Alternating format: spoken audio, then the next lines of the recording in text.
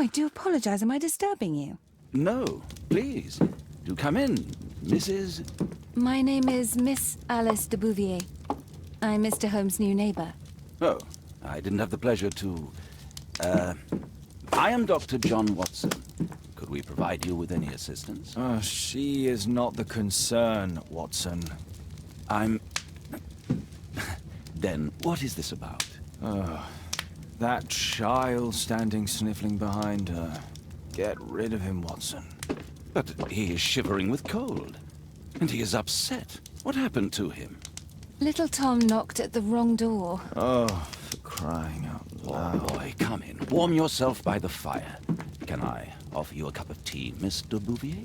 Well, It is not as though we are disturbing you-know-who. Are we? I suppose not. Since you are our new neighbor, it is perhaps better that you know what he's like. You're starting to worry me. Well, Mr. Holmes is relapsing. This illness that he has seizes him when he finds himself with nothing to do. He becomes completely asocial. And alas, this is a very difficult, medically incurable case. Now, this must stay between us. Of course, I understand. How very sad. But there is a cure, if only a temporary one. A thrilling inquiry. Most certainly. If he refuses this one, then his condition will worsen. Oh, I am still here, you know. I didn't fall out of the window. Very well, then. Thank you, miss.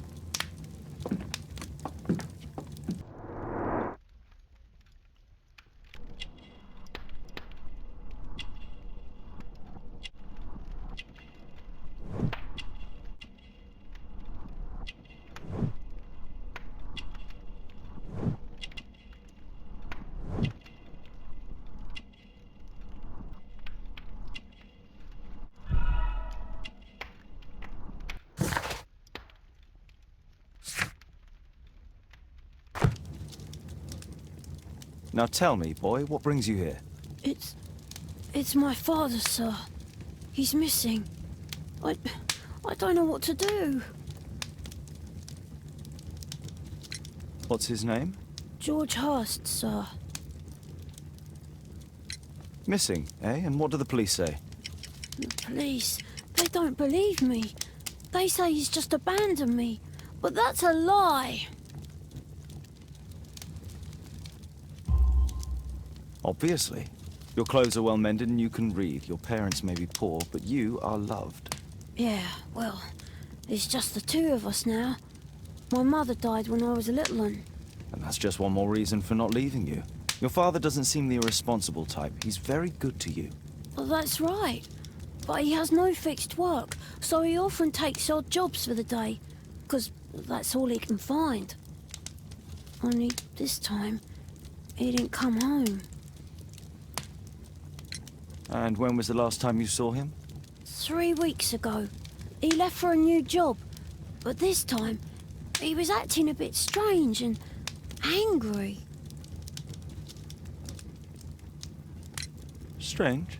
In what way? He said to me, "Son, I'm out on a special job. Don't you dare move from here." I think something went wrong. 3 weeks? That's a long time.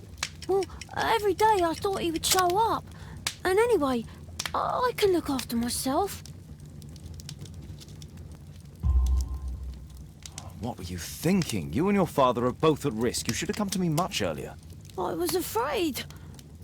I ain't got no family, and I've got no other place to go. If our landlord finds out that Father left me, he'll throw me out on the street. Tom, you've been very resourceful. We shall be discreet. If only my mother was still here. Very well. Your address, please, Tom. 12 Dorset Street, the first floor, door E. It's in Whitechapel, sir. But I ain't got no money to pay. Who asked for money, Tom? Your case seems to be the very medicine I need. I'll meet you there shortly. Oh, thank you, sir.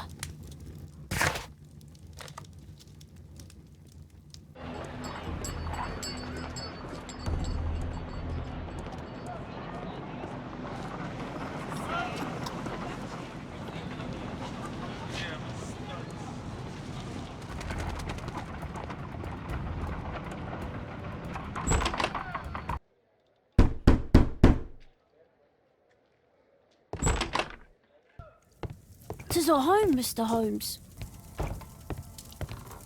Please, sir, find my father.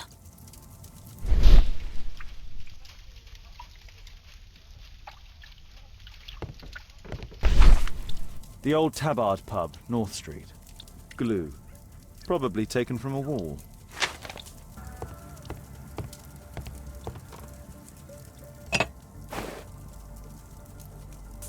Ah, so that's why you came to see me. A collection of worn-out and second-hand books. George Hurst was providing his son with the best education that he could afford. Father bought all those books for me.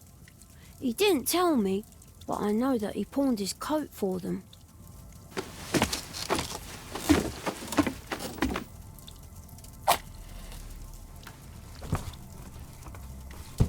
A leather satchel, what's in it?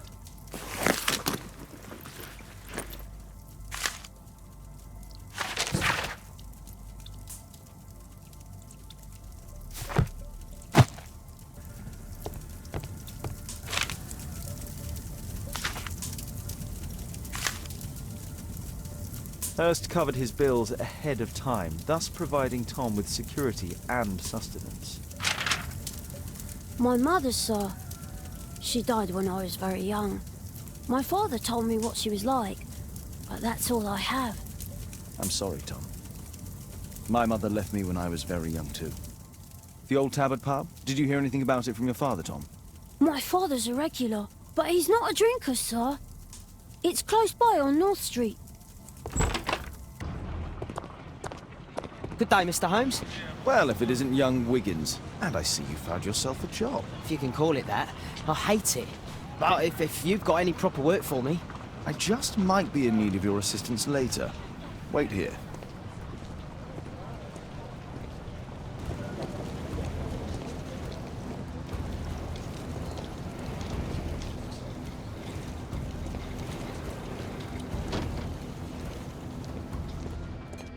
I need to earwig to find out who is offering this special job.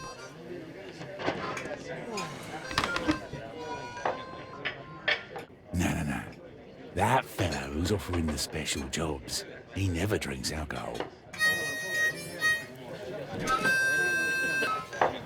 Equality for the working class. The man who's offering that special job has a proper set of mutton chop whiskers. So, the man I'm looking for has whiskers and never drinks alcohol.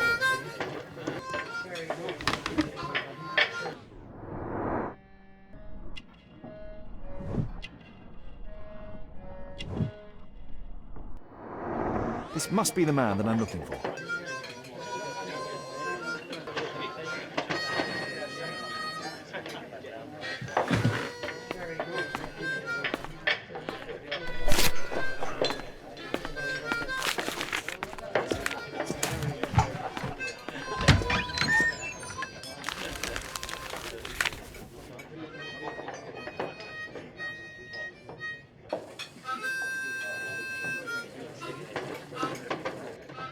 Interesting.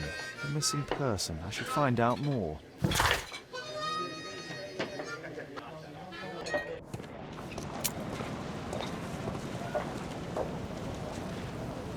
You see that gentleman? I need you to follow him and report back to me.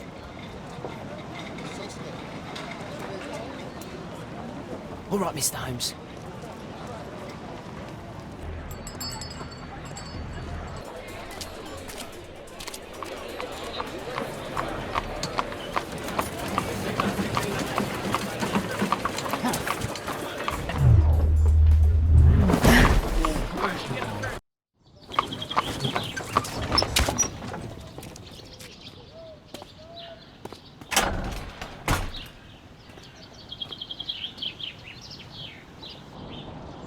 Interesting. What's going on in the yard?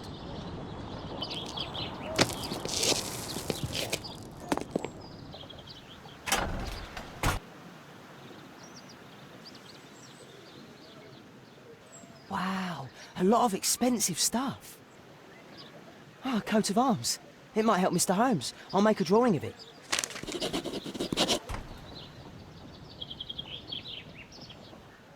Do only 2 people live here?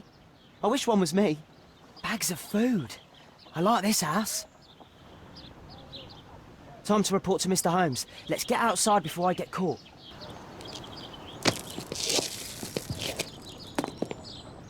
Wigan's tale was quite unusual. What do you make of what he found, Holmes?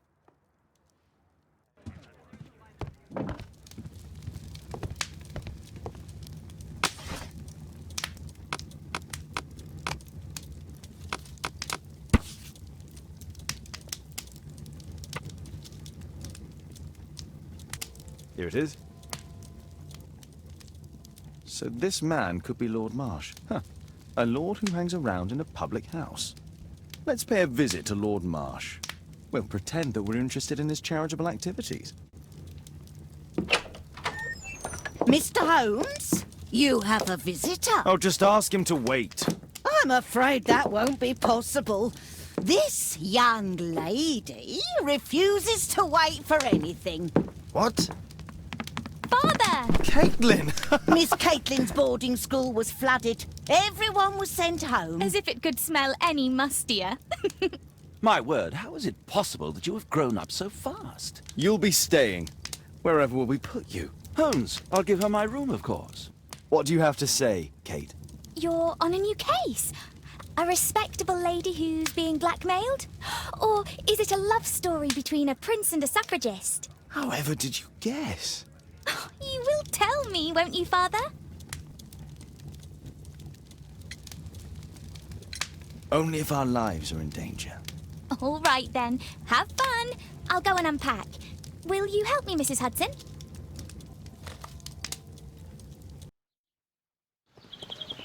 Holmes, about Caitlin. Yes? She has grown up, hasn't she? Don't you think it's time to tell her? To tell her what, Watson? Well, about her father. Never. Absolutely never. Do you hear me? Holmes, you were responsible for the death of her father. You owe her the truth. She is old enough now. I would lose her. Can't you see that? She must never know, Watson. Is that clear? Holmes. It won't and can't happen.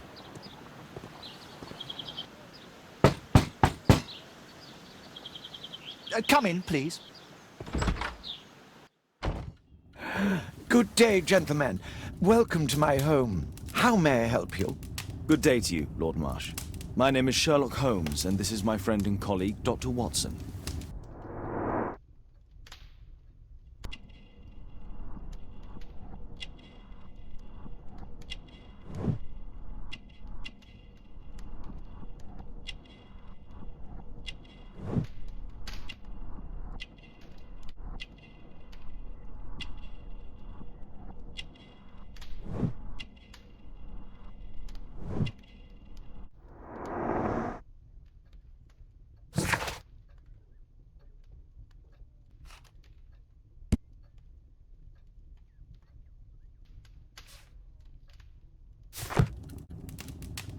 I hope we're not disturbing you. You are with your physician? Yes, this is Dr. Reuben Fisher. But no, please, I'm intrigued by your visit, Mr. Holmes. I'm glad to hear it. The last thing I'd wish is to upset the patient. Lord Marsh, can I just say that I admire all of your efforts in assisting the poor of London? Yes. It is a war that we must fight, on our streets and now, too, from my home. You must surely have noticed those bags full of items, clothing and books for the unfortunate. That is inspirational. At my own humble level, I too try my best to support those in need. I thought perhaps that I could be of some assistance. I don't see why not. I already have the valuable assistance of Dr. Fisher, who happens to be my personal physician. It's curious. Your face seems familiar to me, Doctor. Oddly, I'm associating it with Whitechapel? Well done. You are right. I do occasionally frequent a few hostelries over there, would you believe it? Not that I am a drinker. But there, dressed as a working man, I can approach the other fellows to see if they might be interested in a special job. A special job? May I ask what you're referring to? Certainly. Since Lord Marsh began his special education program in 1889, he foresaw that such people would need an occupation of some kind. And so, with or without education, we propose these opportunities to work with Lord Marsh. It offers the less fortunate a chance to help make London a better place. That's remarkable. Yes, indeed. In order to truly see, one requires vision, yes? But also insight. And Lord Marsh has believed this since he was a child. Oh, Dr. Fisher makes it all sound so romantic. Let's close this topic. Forgive me, Lord Marsh. You're looking very pale. Might I offer Dr. Watson's assistance? That is kind of you. But I feel confident that I can provide Lord Marsh with the care that he requires. How long have you been like this, my lord? I'm fine, Dr. Watson. Don't fuss. It's only influenza. I'll be better in a few days. I can feel it already. In that case, why are you taking such powerful painkillers? Excuse me, what do you mean? Mr. Holmes is referring to the pills on your table. I'm sorry, but that's a medical confidentiality.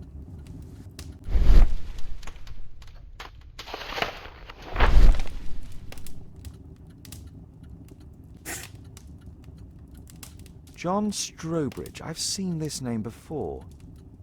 It was on a missing persons poster. Last year, 3 orphans were put through medical college. Thanks to Lord Marsh and the special education program, a great many poor people will have a second chance in life. Lord Marsh, hunting with his friends. Ah, my dear comrades, Lord Collins and Lord Harrington.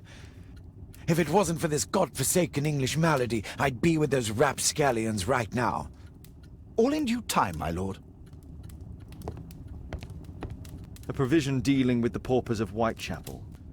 I can't quite work it out. Do you have any idea as to the number of people who might owe you their lives? Oh, don't embarrass me, Mr. Holmes. But indeed, these people have become like a family to me. That would be a fairly large family, I imagine. Yes, the list would be longer than any of your short stories. As for how large, well, Fisher is the one who keeps record. Might we take a glance at the list? I regret that is impossible. It is confidential. I stand firm upon that point, Mr. Holmes. I quite understand. We'll most certainly send a donation towards your educational program. I shall take my leave then. I thank you both, and I wish you all the very best, gentlemen. Likewise, Mr. Holmes. Mr. Holmes, do you have any news about my father? Tom, not so fast. I wanted to ask you if you remember your father mentioning anything about a special education program. An education program? No, he only talked about a special job. What's this box, Tom? Oh yeah, I just found it, Mr. Holmes. It was ever so well hidden. I've no idea why. Well done, my boy. It could prove very helpful.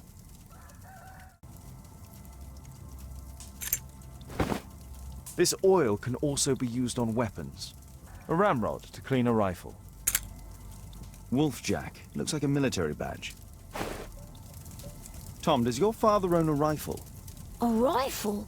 No. If he had, he would have shown it me. I'm sure that he wouldn't have shown it you. I need to find this rifle.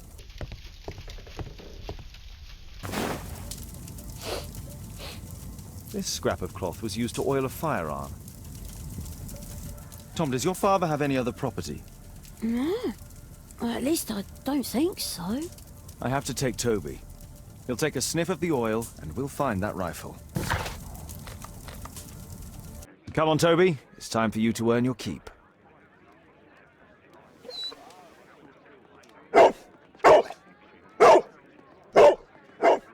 Watson? I prefer to visit Lord Marsh. I'm worried about the condition of his health.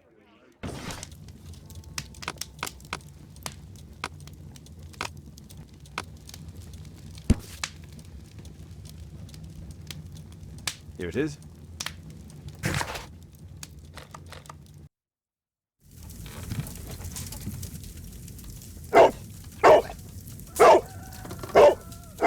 Search, Toby, search.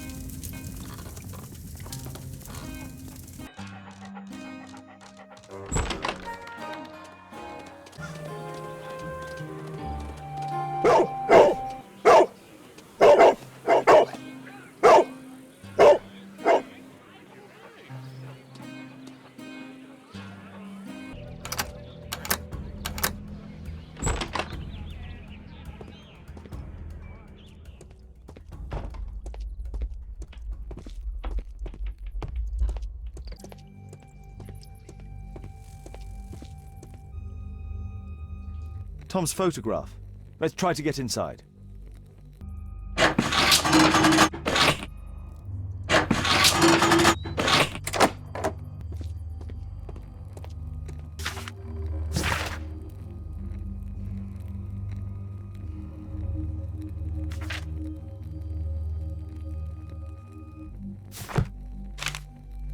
News clippings on Lords in the education program. Why are they here? Let's compare this list with the evidence that we found earlier. This is the list of selected participants for October's special education program. According to this poster, John Strobridge is missing. Let's compare them with people from Hearst documents. This man appears in both documents.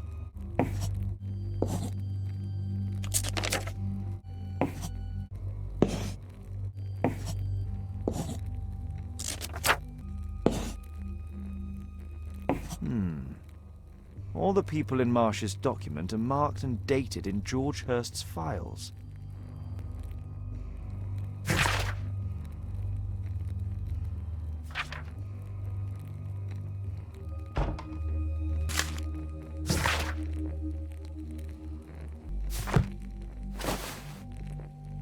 This case must have been full of cartridges.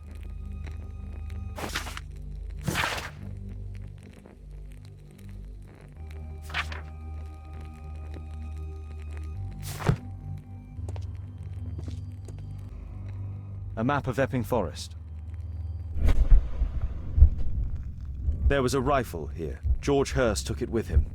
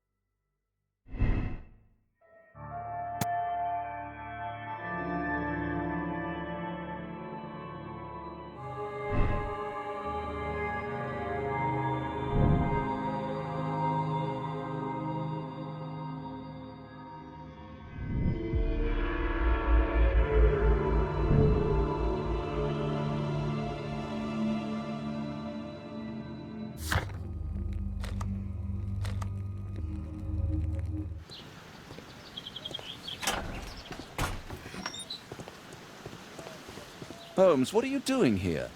What are you planning? A mission of my own. You must play the role of the conscientious doctor while I sneak inside Marsh's house. That's the only way of helping little Tom.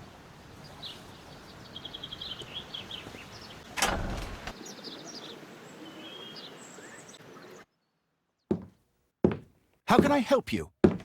I came to visit Lord Marsh. What for? I would very much like to see Lord Marsh, if you please.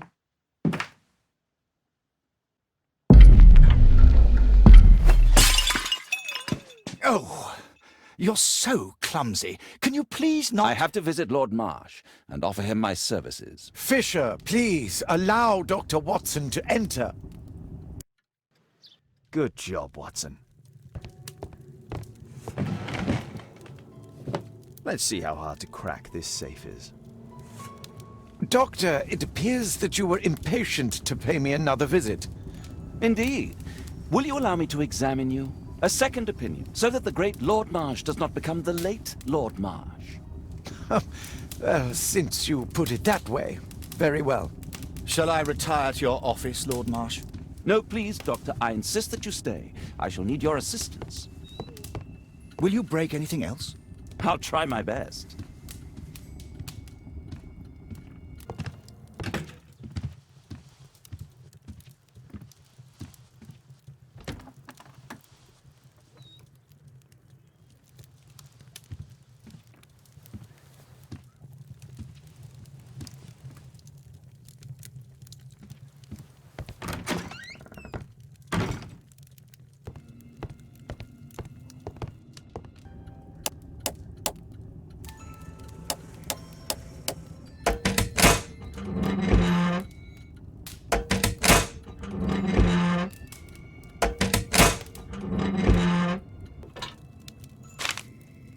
November 7th.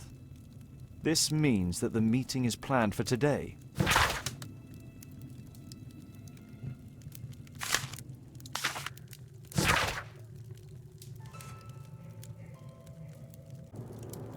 Lord Marsh is a keen hunter.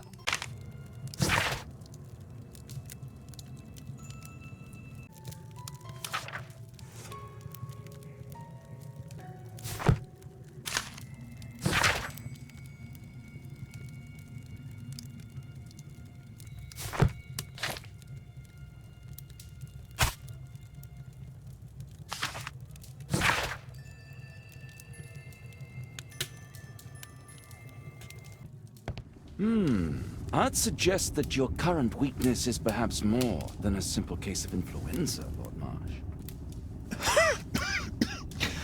Where might your companion be, Dr. Watson?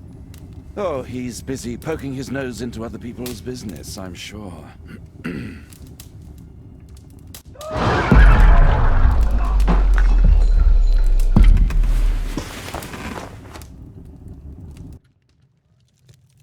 My lord, I'm sorry to interrupt, but I must remind you about your meeting. Is it already time?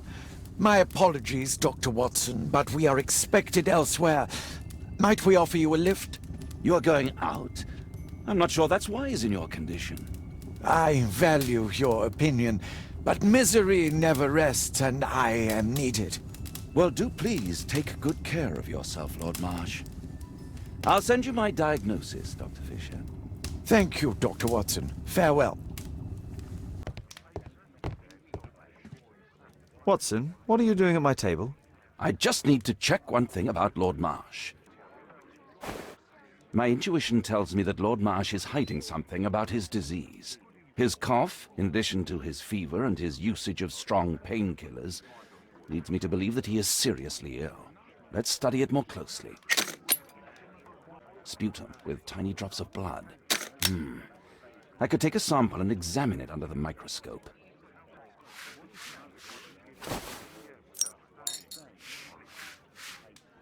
Let us apply chemicals to color the sample.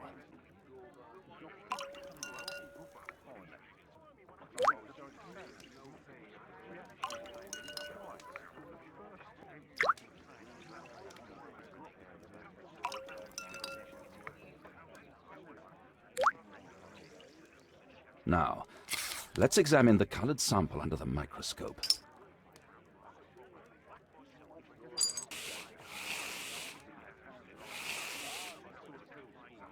Mycobacterium. It appears that Lord Marsh is seriously ill. Holmes, this is no longer a laughing matter. It is just as I feared. Lord Marsh is suffering from tuberculosis. You don't say. Yes, I do say. And Holmes, he will die if he is not transferred to a sanatorium as soon as possible. And yet both Lord Marsh and Dr. Fisher are doing their best to hide this fact. How interesting. But why? Why indeed, Watson? Oh, dear God. You don't think that Lord Marsh contracted tuberculosis while aiding the poor? How terrible. I have a commitment that I can't possibly cancel. Holmes, during my absence, please be extremely careful. This disease is highly contagious. And remember that we have women at home. Thank you, Miss Alice. Until later. I'll see you soon, Caitlin. Where have you been? Our neighbour lent me a book. She is so kind. I think she likes you. I doubt that. How is your investigation going? It's going. Dracula? Yes. It's forbidden reading at my boarding school. Did you know? Well, well.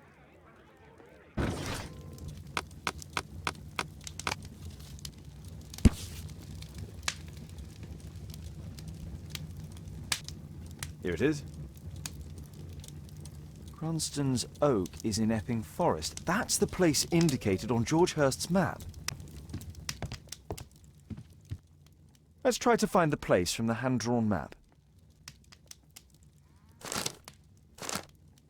Here it is. Drat. I'll need to hurry if I want to find out what's going on at the forest. Father, that boy Wiggins, does he come here very often? He helps occasionally in some of my cases. Why do you ask? I'd like to talk to him. Talk to him? Father, back at school there are only girls to talk to, and they are so boring. I'm sure Wiggins has lots of exciting stories to tell about his life in London. It would be so romantic.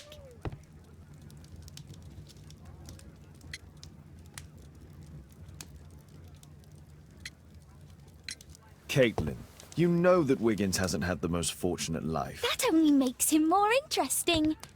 Oh, Kate. I'll leave you alone now.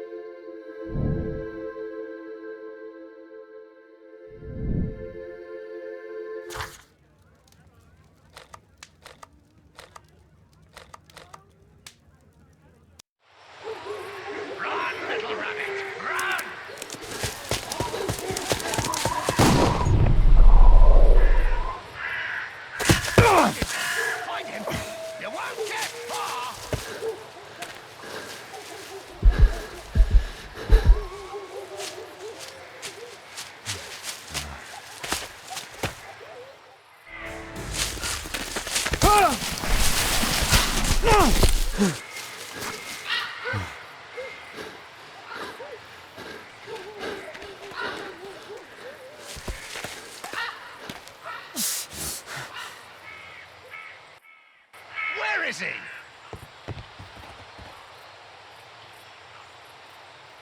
This man was killed recently. The body is still warm. He was poor. Find him, boys! Find him!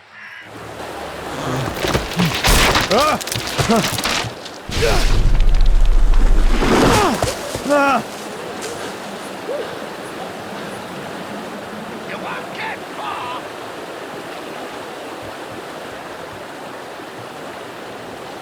He was killed by a shot to the forehead.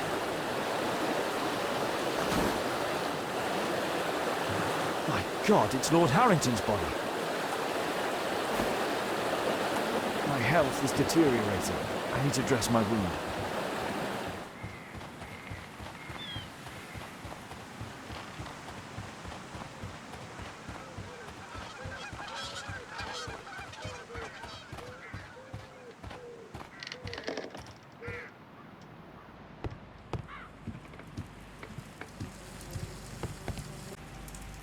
The Quartermain Club. This must be Lord Marsh's cabin. This will help to dress my wound.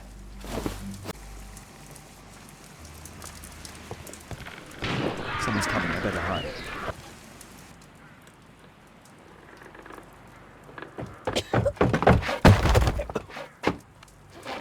Breathe, Lord Marsh. It's almost over. Who are you?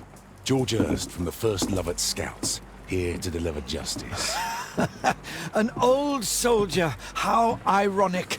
Did we refuse you on our special education program? It's true, I was refused. An old wounded soldier is useless to you, but he can still be dangerous. We hunted a lot in these woods, but I didn't expect to become the prey.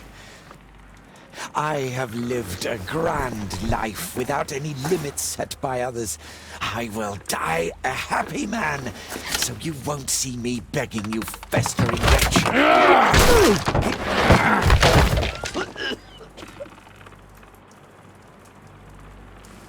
Prepare to meet your maker.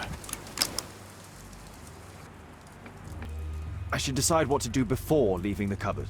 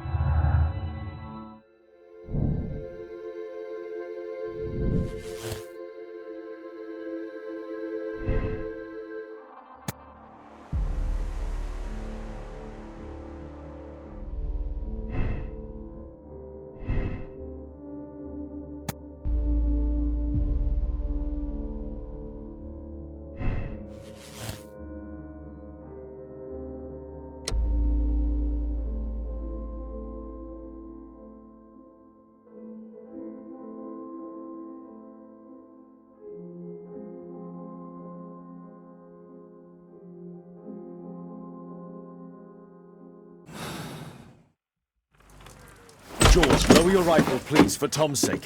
Holmes! My, an almost worthy opponent. Tom? My Tom? If you've endangered my lad in any way, you will pay dearly. I assure you that Tom is safe in London with a well-trusted friend.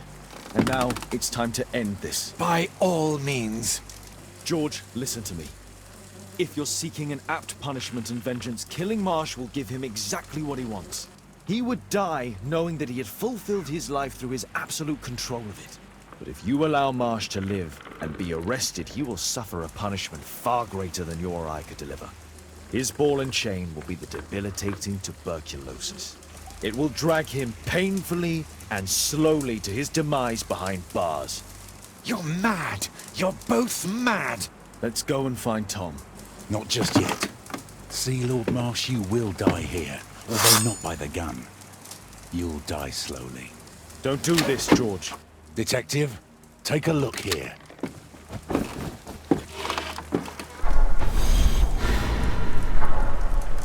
This is how you became sick, Lord Marsh. The beheading of your victims who were suffering from tuberculosis was what infected you. Poetic justice. Holmes, you cannot fully understand why we helped so many and sacrificed a few. But don't let me die like this. Just kill me now.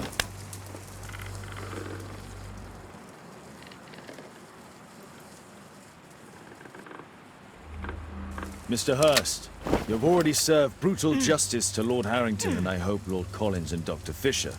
Taking that into consideration, you may as well kill Lord Marsh and end the Quartermain Club completely.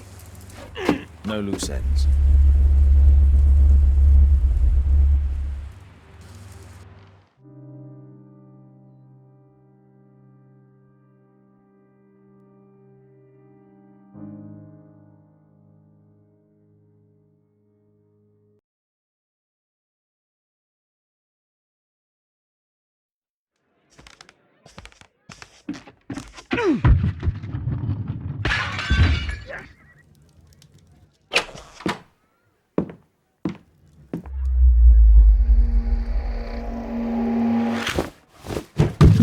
Yes! Well done, Watson! Holmes, you're playing bowls? Indoors? Not just any old bowls, Watson. Lawn bowling. Seriously? With your injury? Oh, no. Mrs. Hudson is going to murder you. Well, that's it for now. Time to go. Would you care to join me? You're incorrigible. And where are we going, Holmes? I'm participating in the final stage of the annual tournament held by the London Archaeological Institute's Bowling Club. It's an official invitation. I'll just need to dress suitably and then we can leave.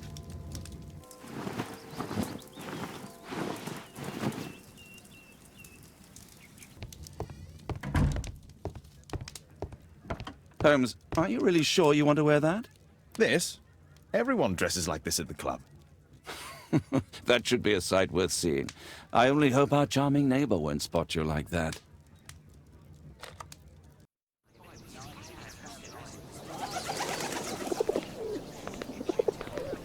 Mr. Holmes, You played very well yesterday. I'm obliged to you, Sir Charles. I play many outdoor sports. That's the key to my success.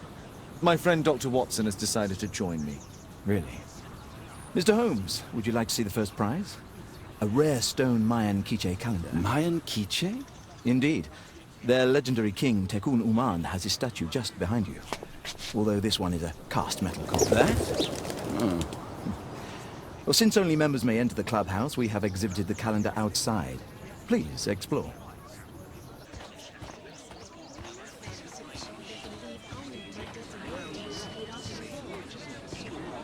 Ah, Mr. Holmes. Are you ready to begin the final game? Yes. Let's start the final.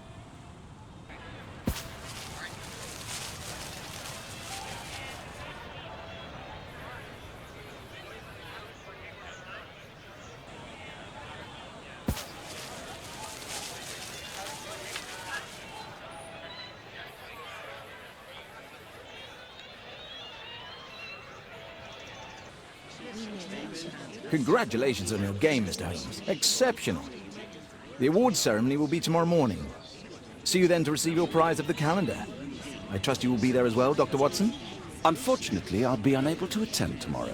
Duty calls. Ah, what a pity. Let's go home.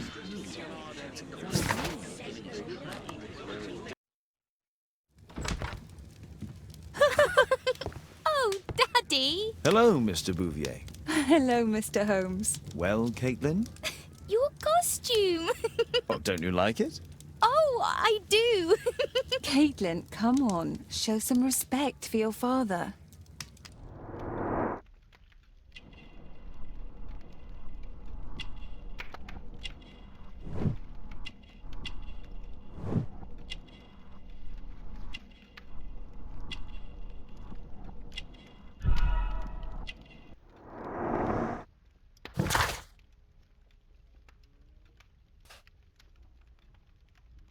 You know, Father, Miss Alice was telling me all about her travels. She has already toured the world with her own father. Your daughter is exquisite. And just to think that she was aboard the Orient Express when it was attacked. What a dream. Indeed. She's so creative and imaginative. And that reminds me, would you allow Caitlin to visit me so that she can practice playing the piano? It's very kind of you, but I decided that Caitlin should stop playing the piano. Oh, Father, why did you say that? Caitlin, we are neighbours. We'll meet again. Until then, I shall leave you with this book. Thank you, Miss Alice.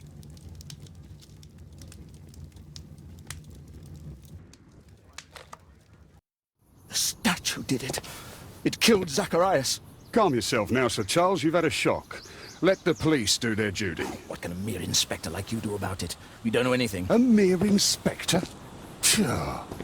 And now here comes Mr. Holmes. Lestrade, are you here to receive a prize as well? Very amusing, Holmes. You can go home. The ceremony's been cancelled. We've got a murder scene here. Really?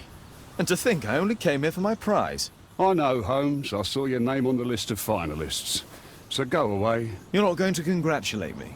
What? Do you really think I'm that naive? You turning up out of the blue and then bam, a murder? There's a surprise. Oh, you're making a spectacle of yourself, Lestrade. Let's just pretend that I'm a simple consultant, your humble assistant. Oh, all right then. A club member, Mr. Zacharias Greystoke, was killed at around 4 in the morning. There. Now, don't mess around. I promise that I won't, Inspector. What do you make of the facts? It's quite clear. The murderer intended to steal the Mayan calendar. He was caught by Zacharias Greystoke. He then took up the first weapon that came to hand, the statue's spear, and killed Greystoke. Then he fled, just as Sir Charles was coming out of the club. Unfortunately, we've been unable to find any trail beyond the club's wall. It's as if the murderer vanished into thin air. Well, take a look for yourself.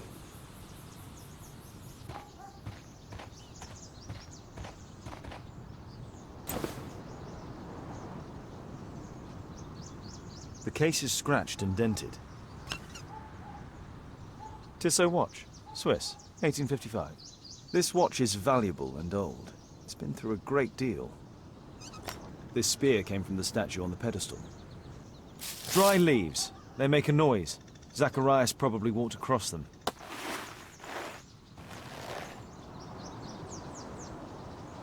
Money was left inside the wallet. Zacharias' folder with some documents. These drawings represent the Mayan symbols. All valuables were left on the victim. The strike was powerful and well aimed. A piece of the statue's mounting rod. Traces of metal on stone. Pieces from the pedestal. The iron mounting rod is broken. The surface is damaged.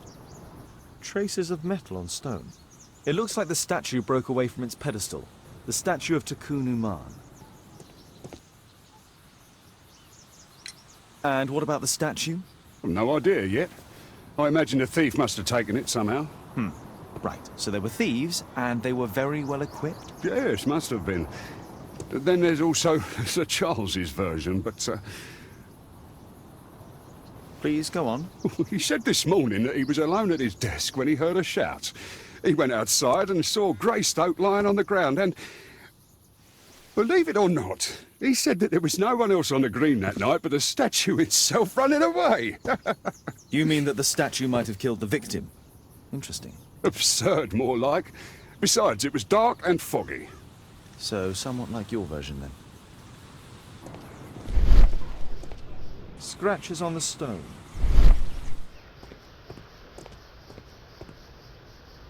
A broken branch. Somebody jumped into the tree and then over the wall. Sir Charles, are you able to tell me in detail what happened? Ah, Mr. Holmes. Well, to prepare for the awards ceremony, I decided to spend the night here at the club. I was sitting alone at my desk when I suddenly heard a loud, metallic sound and a terrible shout. I hurried outside and I found the body of Zacharias. And I swear it, I saw the statue of Tikkun Uman running away.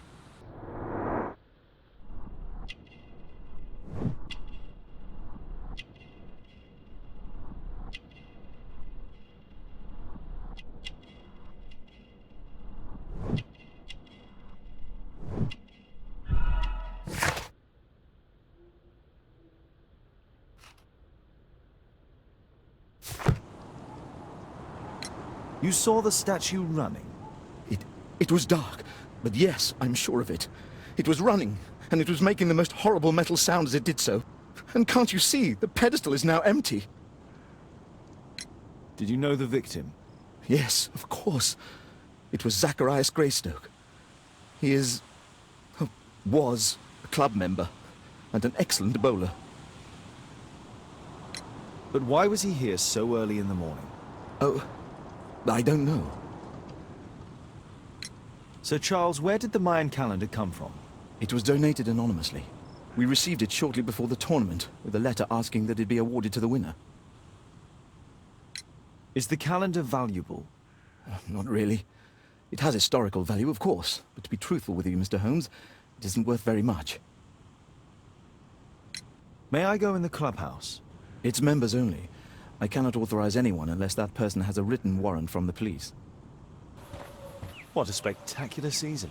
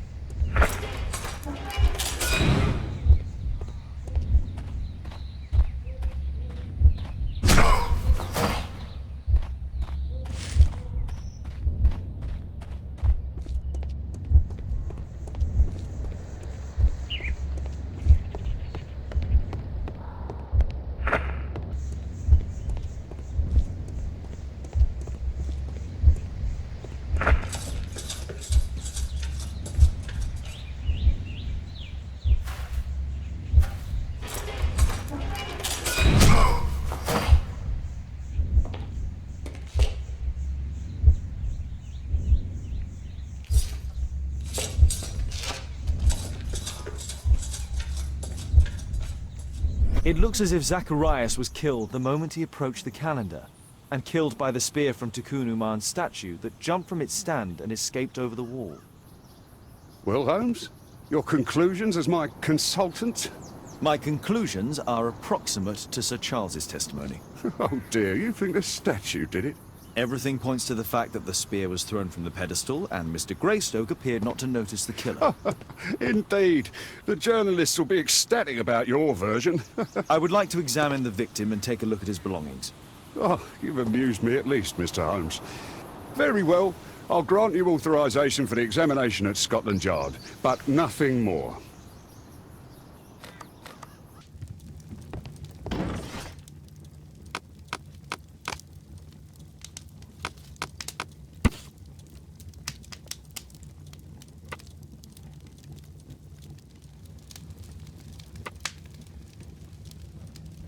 Here it is. Thank you for coming so quickly, Watson. Lestrade already has the victim's body in the autopsy room. I'm always ready to help anytime, Holmes.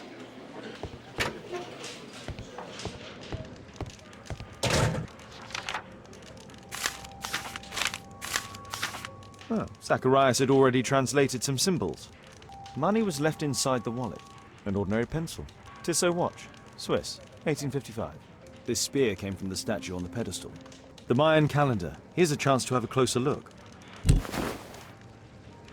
Interesting. What are the symbols here? I'll need to redraw them. I could use this dictionary to translate the calendar's glyphs. They are the symbols that were drawn on the Mayan calendar. The papers from Zacharias' folder. They can help us to translate the Mayan message.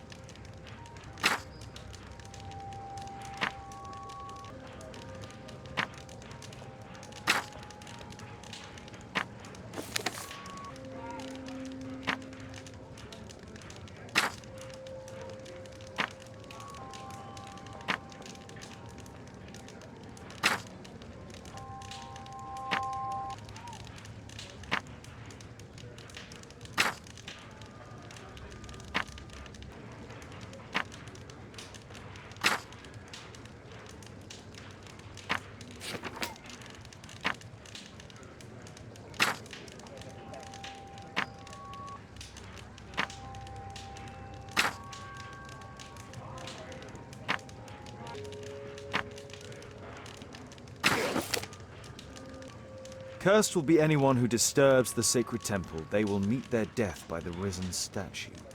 Only the chosen will have mercy. It's not only a calendar, it's a curse. Zacharias Greystoke, a member of the club, was killed as the curse decreed.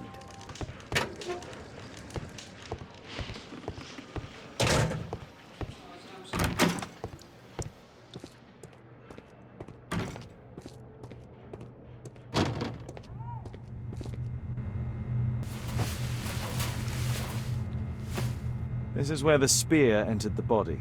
The murderer aimed for the heart. These scars are old.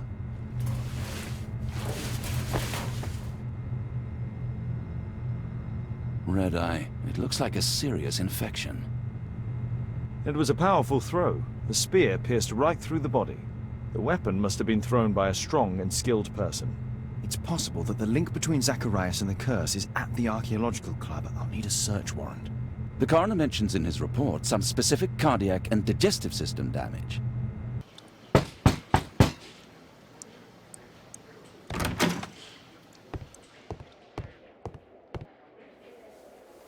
Aren't you supposed to be investigating those cases of yours instead of bothering me? Good day to you too, Inspector. I have a small favor to ask of you, a search warrant to investigate the murder at the club. No, no, and no.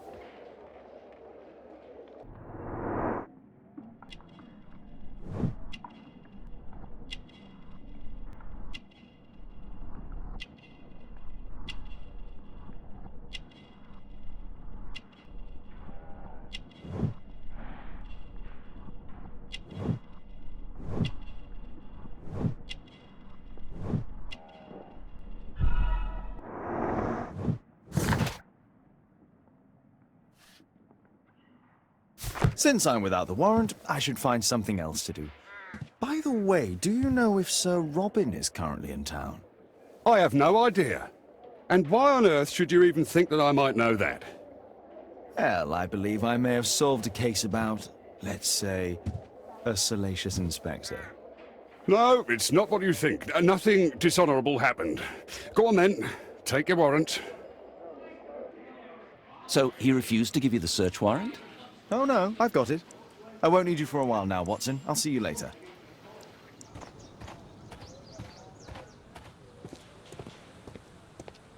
Sir Charles, I have a search warrant. I would like to take a look inside the clubhouse. I see. Here's the key, but I do protest.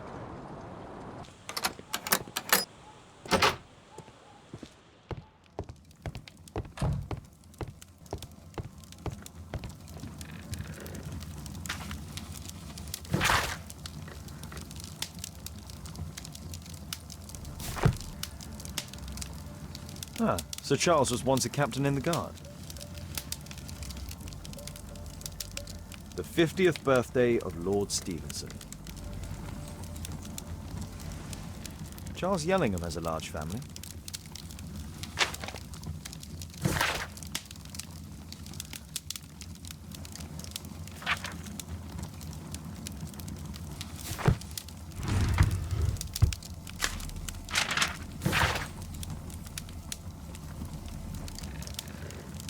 A message to Sir Charles from Zacharias Greystoke, the victim.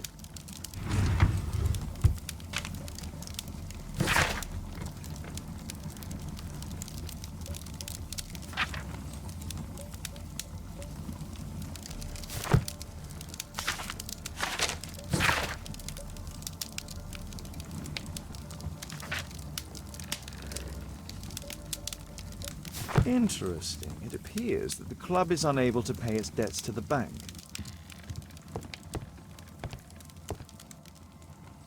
Zacharias Greystoke. I wonder who this man is. It's Sir Charles Yellingham, the director of the club. Guatemala, 1881.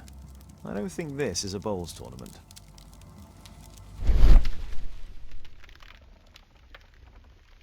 The photograph appears to have been faked or damaged.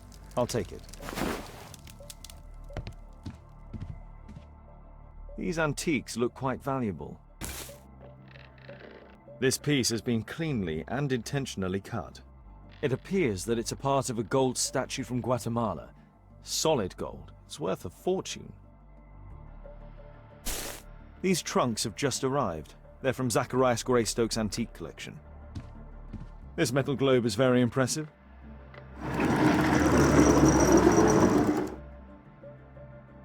Some bits are missing.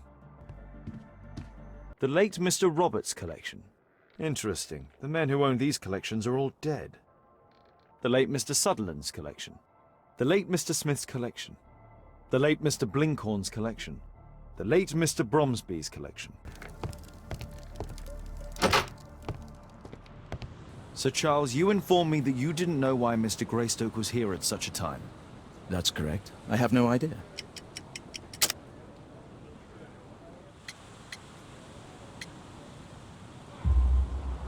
But in fact you do. Mr. Greystoke wrote to you about him coming with another person to visit.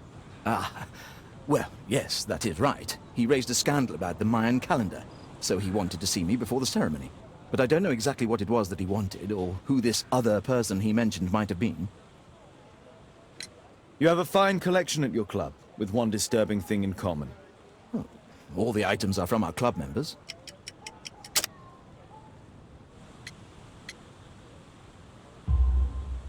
But only from deceased members, including Mr. Greystoke. Ah, well, yes. But it is a rule of the club that all our members undertake to donate their personal collections to us in the event of their death.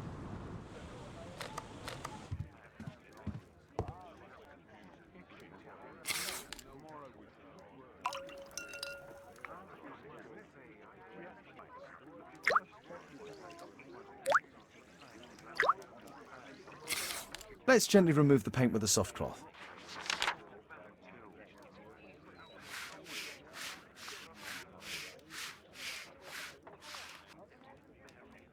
Aha. There's another person in the photograph. Is there anything I can do to help? Look here. There's a person with a swollen eye who was concealed within this photograph. A dispute of some kind, do you think, Watson? Possibly. But it appears to me a characteristic symptom of a rare tropical disease that is found in South and Central America. South America! Brilliant, Watson! Happy to help. Is it deadly? Well, there is a chance he survived. I shall ask Sir Charles, but who knows what he'll say. I've an idea. There is only one hospital for such illness. The Hospital for Tropical Diseases. I have friends who work there. Oh, yes? Well, the chances are slim, but I'll pay them a visit. If he's in London, they would have seen him. I found this photograph on your wall. You're in it, but do you know who these men are? Particularly the gentleman with the swollen eye. Oh, him. But that's poor Mr. Albeit. He died from fever during an expedition to Guatemala 14 years ago. We were searching a Mayan Quiche temple, but everything went wrong. We were unable to enter the temple and the expedition ended in disaster. I'm here, and here is Zacharias. And there is Bernard Marley, another member. He's over there, near the pedestal. By the way, he's the fellow who built that terrible statue. He created it, must have been 10 years ago. Albeit was a club member. Where is his collection? Well, the devil if I know. We never did locate it. Poor Sir Charles. A crime at his club, it's a terrible thing. Mr. Bernard Marley, I presume. My name is Sherlock Holmes. I have to ask you about an expedition to Guatemala. Shh, not here. It's too dangerous. I'll give you my card. Visit me there where we can talk.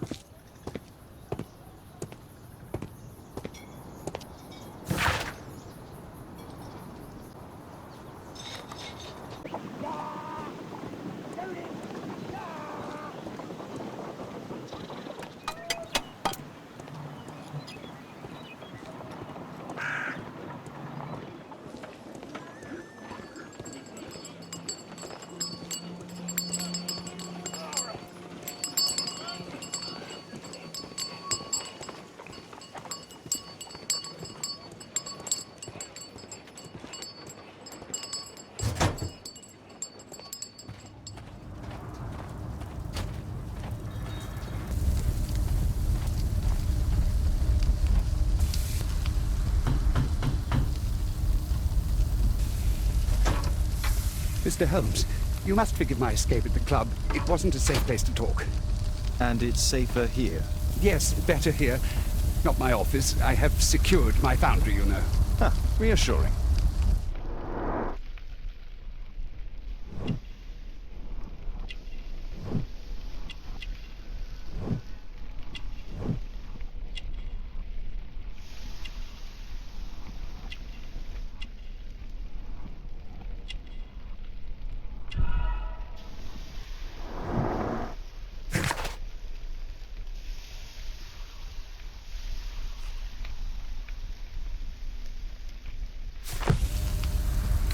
Did you know Zacharias Greystoke, the victim? Yes, he was a brave friend. Such good karma until yesterday. Do you recognize the unwell man in this photograph? By Jove, albeit. Yes, that's him. The poor fellow met his end in Guatemala. He was struck down by a terrible disease. You were friends? Not really, but he was an active member and a courageous man. Too courageous. You can't fight against the Quiche gods. And what of the expedition? You were seeking a Mayan temple? Yes, the temple of Tekun Uman. Another one of Charles's stupid ideas. We found it, but there was some kind of strange force that prevented us from entering. An evil aura. It was Tekun Uman's emanation. We could all feel it. Albeit its disease worsened suddenly, there was nothing we could do. And now, with Zacharias' death, the curse has reawakened. After 14 years? Prophecies are timeless. Even in the beyond, there is no escape. Did Zacharias believe in the prophecy? It is not a matter of belief, don't you understand? Zacharias was convinced that we could stop the curse by studying the calendar. What insanity! He sent me a message. He wanted us to visit the club and try to convince Charles to remove the calendar from the awards ceremony. But you didn't go. I knew Charles would refuse. Anyway, studying the calendar wouldn't help. Tekun Uman is far too powerful. Your relationship with Charles Yellingham is... Not friendly. Well, it is reciprocal. You know, most of his expeditions are failures because he is too focused on his hypothetical career to be in politics. He has political ambition. That would be an understatement. He has ambitions for the House of Lords, and the club is his means of achieving this. It's also the reason for his disastrous management. But he still succeeds in finding money. I wonder how. What's your opinion on Tekun Uman's statue having disappeared?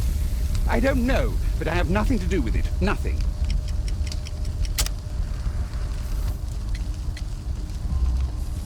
But in fact, you do. You made the statue. That's true.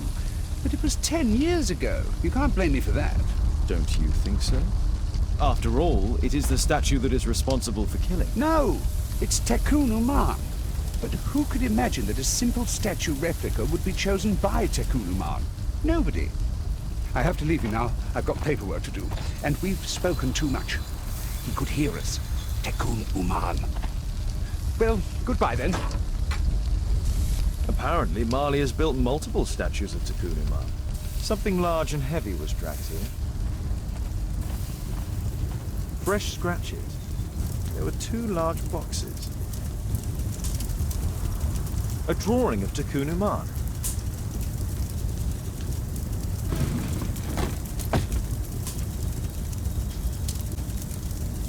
No oxidation. This metal arm has never been outside. It's not part of the bowling club statue.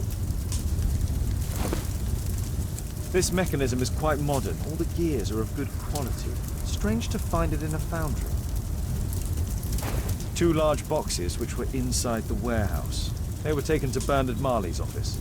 It's probable that the missing crates contained pieces of Tekun Uman's statue. Marley is hiding something inside his office. I'll have to visit it, but at night, and with Watson.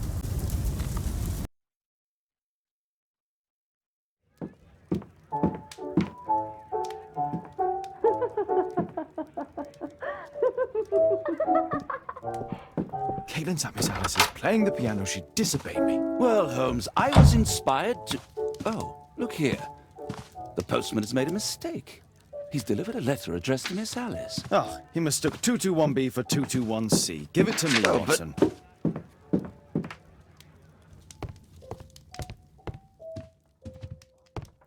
I can't help myself. I must open this letter. It would be easier to open this letter if I steam it. Let's prepare. Boil water in kettle.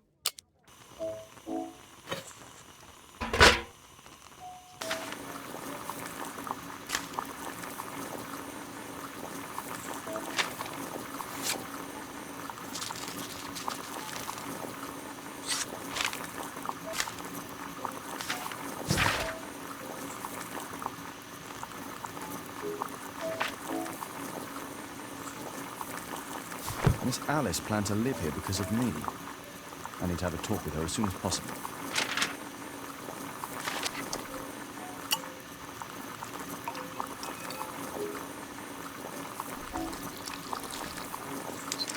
That's it. Don't stop playing, Kate. I'm going to take some air on the balcony for a few minutes. I need to speak with Miss Alice first. She's on the balcony.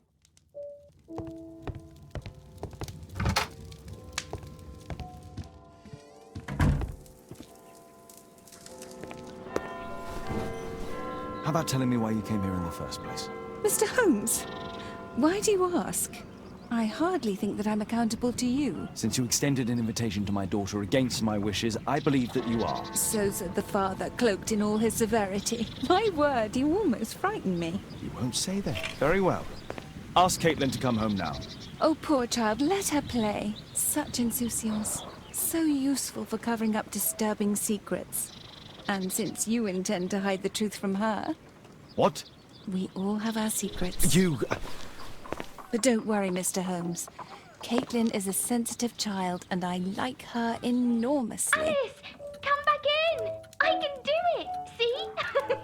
You're wonderful. adorable. I like to think that the feeling is mutual. We wouldn't want her to know of your secrets, or for her to be unhappy. I have to go inside now.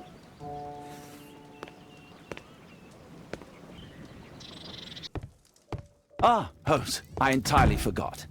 There's a man corresponding to the photograph who is a regular visitor at the Hospital for Tropical Diseases. His name is James Byron. Are you sure? That's fantastic. And we can visit him, but you should disguise yourself first. I'll introduce you as my colleague. Watson, stay alert, and you'll need to be quiet.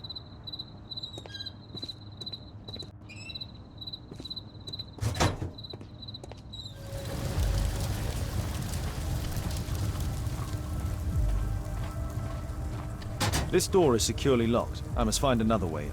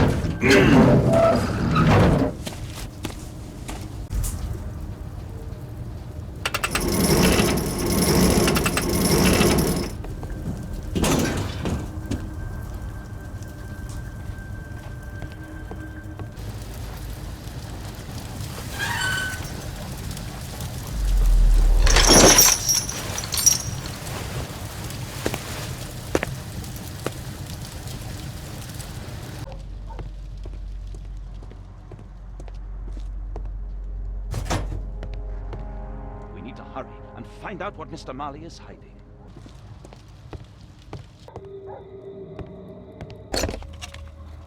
Obviously for a dagger. Mayan period, I think.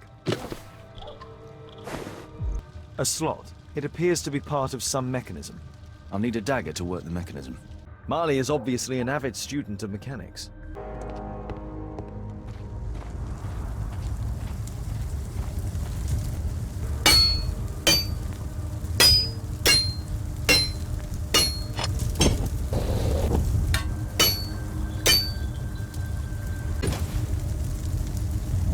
I hope this dagger fits.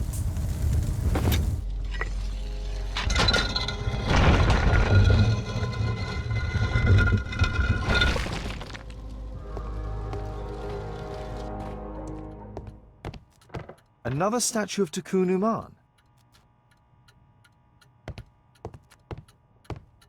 So, Bernard Marley built a mechanical globe. This globe has space inside. It should be possible to open it. It can move, but a part of the mechanism is missing. Be careful, Watson, unless you want to be speared by Tikkun Uman.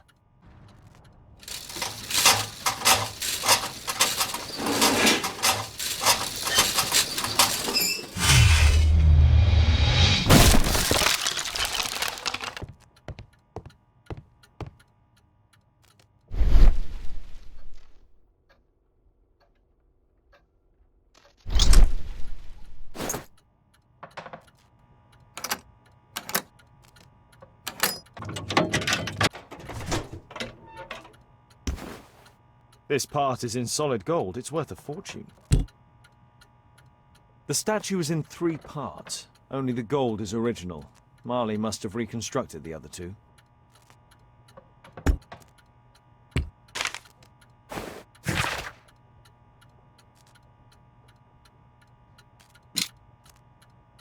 A piece of a map in metal. This object evidently connects to something else. It's almost daylight. The workers will be here soon. It's time to leave.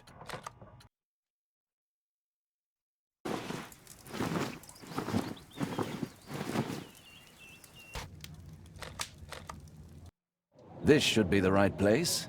Our man might be here. Oh, Dr. Watson, may I help you? Hello, Baird. My colleague and I are here to see Mr. Byron. Ah, Byron. Yes, he's in a bad way. You'll find him in a cubicle on the window side. Patients visit this department for treatment and then return home. Department of Tropical Diseases.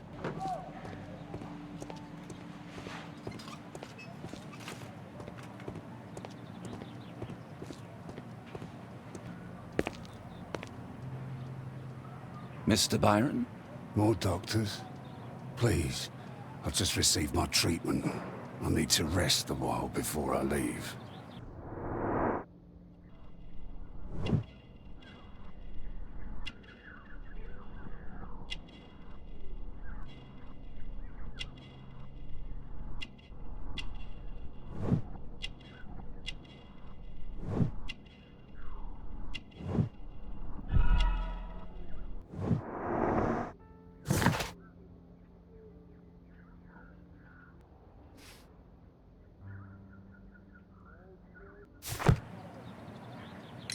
We would like to ask you some questions about an expedition that took place 14 years ago. An expedition? What expedition? You're wrong, I've never left London.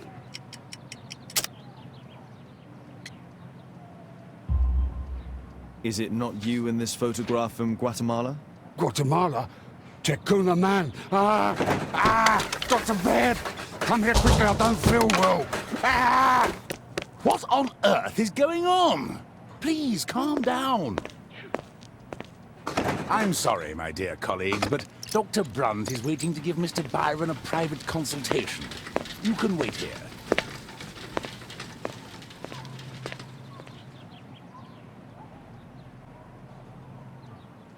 What should we do next, Holmes? Weren't you paying attention? We have to wait, but we'll take advantage of the situation. He recently purchased Chinese tobacco. This address is almost invisible.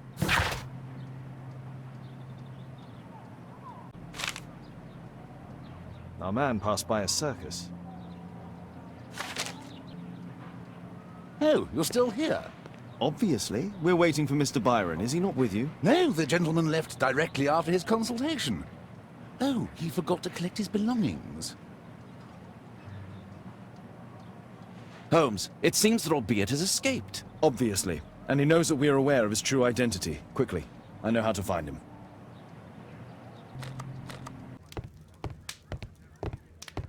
Thanks to the information I obtained at the hospital, I can now deduce where Albeit is hiding. We know that Albeit paid a visit to an opium den, a crowded market, and a circus. He also purchased some Chinese tobacco. Let's find a place in London where all four elements are close together.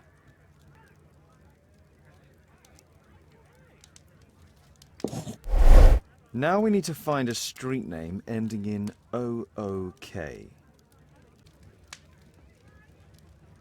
Here it is. 21D Brook Street. Watson, I believe we found Albeit's flat.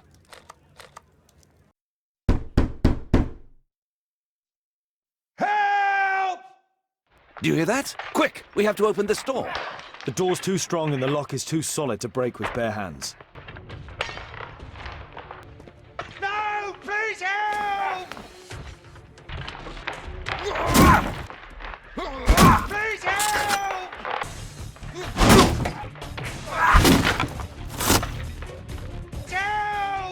Help!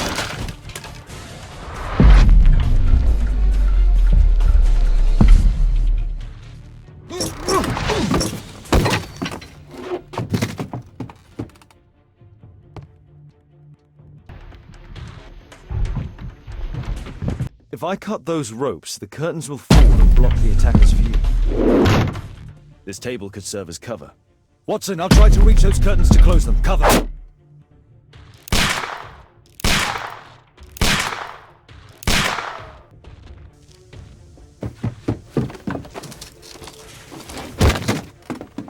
Watson, cover me!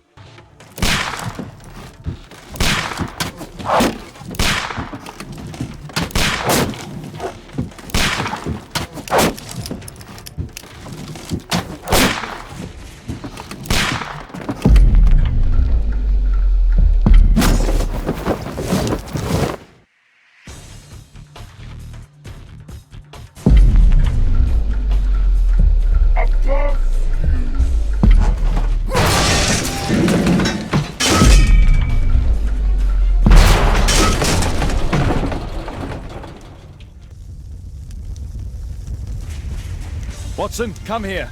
He's behind the screen.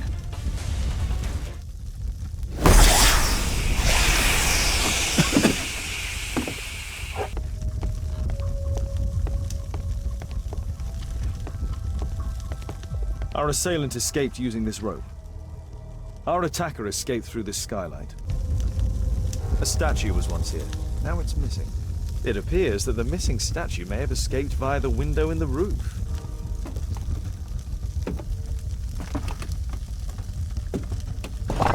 No! Don't kill me! Calm down. It's over now. It's gone. You? Oh. But why are you here? You're not doctors, are you? No. Well, you're half right. Shall we remove these masks? Your true name is Albeit, is it not? You were a member at Charles Yellingham's club. Yes, I was. Can you tell us what happened here? After your visit at the hospital, I quickly returned home. I was lying there on the sofa and felt an evil presence in the room. An evil presence? Never mind. It's probably the fever.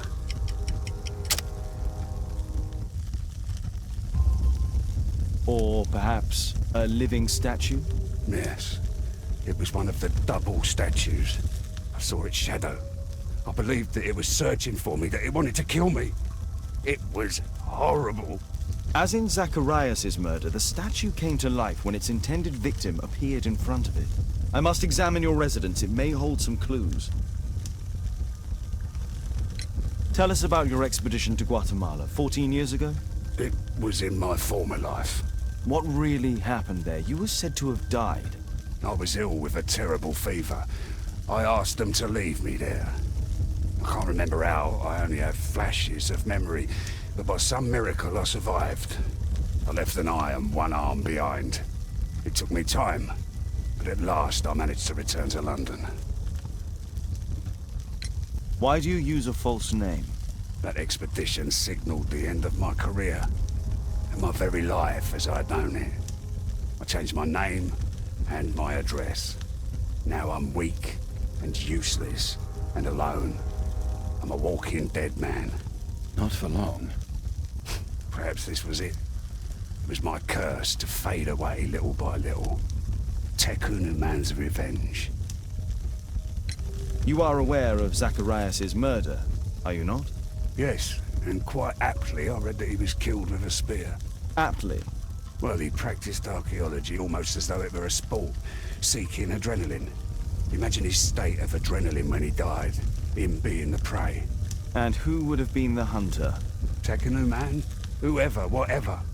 It'll soon be over for me at any rate.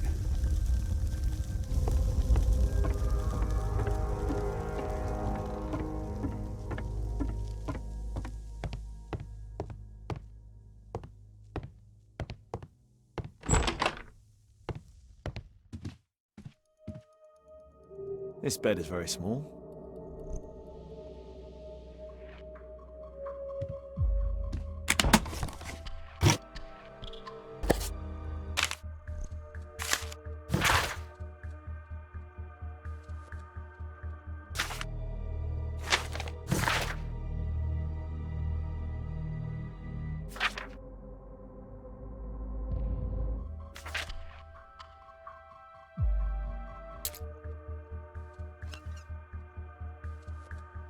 Albiet's wife and son, I presume.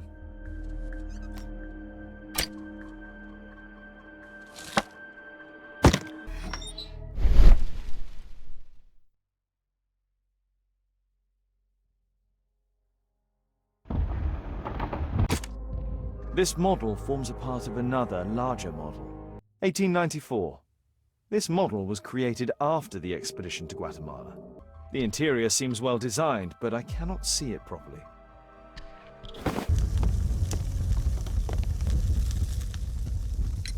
There's a little bed in the small room. It's being used. Well, it is for my son, Gulliver.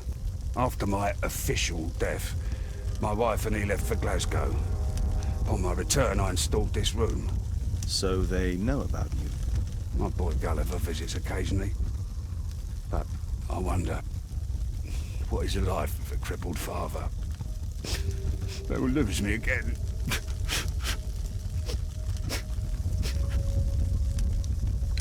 Mr. Albeit, what is this? How? It's impossible. How did you find it? Answer me. 17 years ago, I built a model of Tekkening Man's temple. We stored it inside the club's globe before leaving for the expedition. I've no idea if it's still there. While in Guatemala, I had dreams about a missing part. A pyramid. Then, when we entered the temple, I experienced vivid visions. Wait a minute. You entered the temple? Well, yes, we did. And we found the pyramid from my visions. But I was too weak. I was unable to solve the mystery of its entrance. I failed there. I always wanted to understand why. So upon my return... You rebuilt this final part according to your visions, and... Nothing. But I'm dying, and at least my son will see that I did my best to complete my life's work.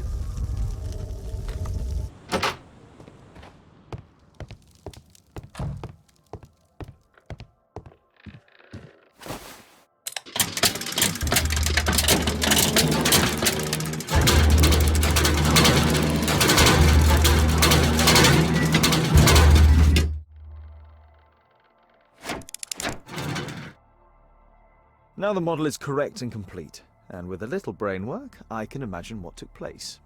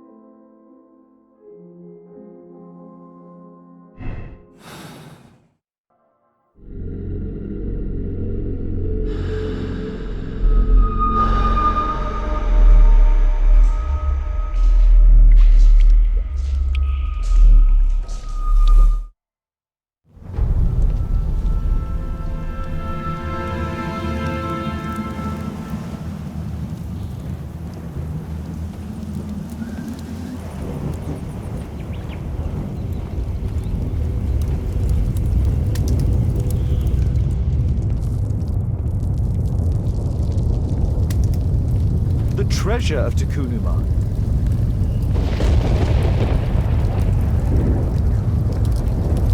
This is the statuette that Bernard Marley, Sir Charles and Zacharias all share. The calendar. It was here. So Zacharias, Sir Charles and Marley have all known about this from the beginning.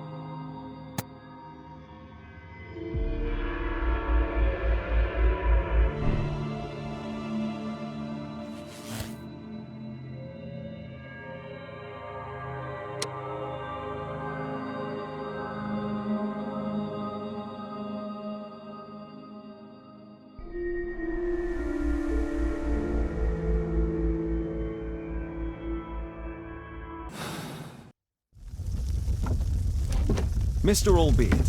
Oh, you're here with your son. Yes, obviously. We have to talk with you, and it involves the police. I see. Gulliver, go across the road to Mrs. James. This is an adult conversation. Hold on just 1 second, please.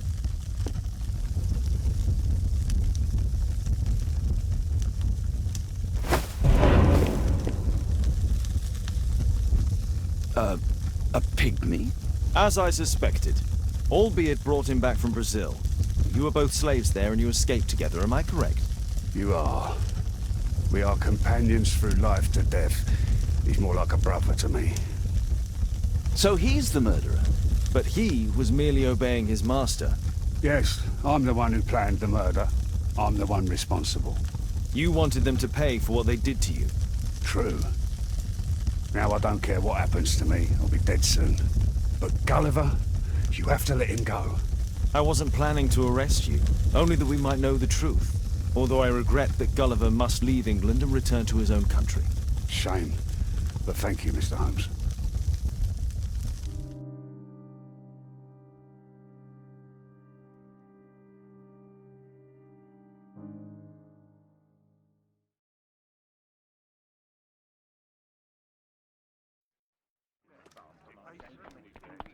Father, Mr. Orson Wilde is here, and I'm going to stay with Miss Alice. What? Did you forget? Orson Wilde, you know, the star of American theatre. And he's visiting and staying with us. You did forget? No, not that. I meant you wanting to stay with Miss Alice. Yes, that's right. Miss Alice suggested it. She told me you couldn't possibly refuse. Miss Alice has visitors at night. I don't think it would be appropriate. Oh, Mr. Holmes, just you stop that now. I think that I would know if that were the case. Guess what, Mrs. Hudson? Mr. Wilde is here to study my father's character for his next play. And he won't be disappointed, will he? Father is so pig-headed. I can't believe it! The great Sherlock Holmes standing in front of me! I'm sure that our two brains will... Brains.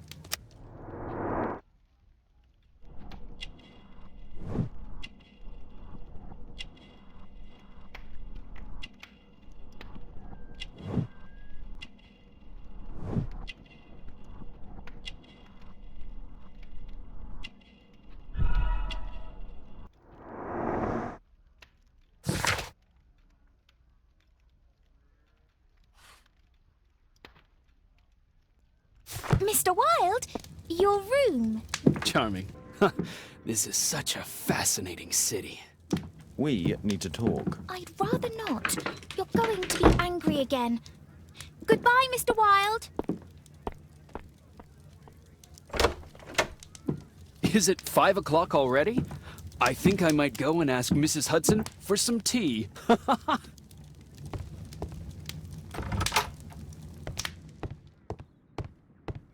Wilde's already making himself at home. Wilde truly has a perfect disguise kit. Do actors really need all this? I use the same brushes for makeup. Face powder of an excellent quality. This must be grease paint. I forgot my hat. Father? I'm just checking, You've got something on your face. Is it makeup? It might be. Practicing my disguises, you know me.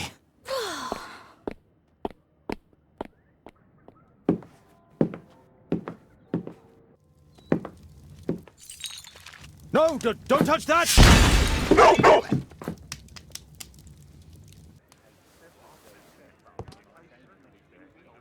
Ah, Mrs. Hudson, with our tea.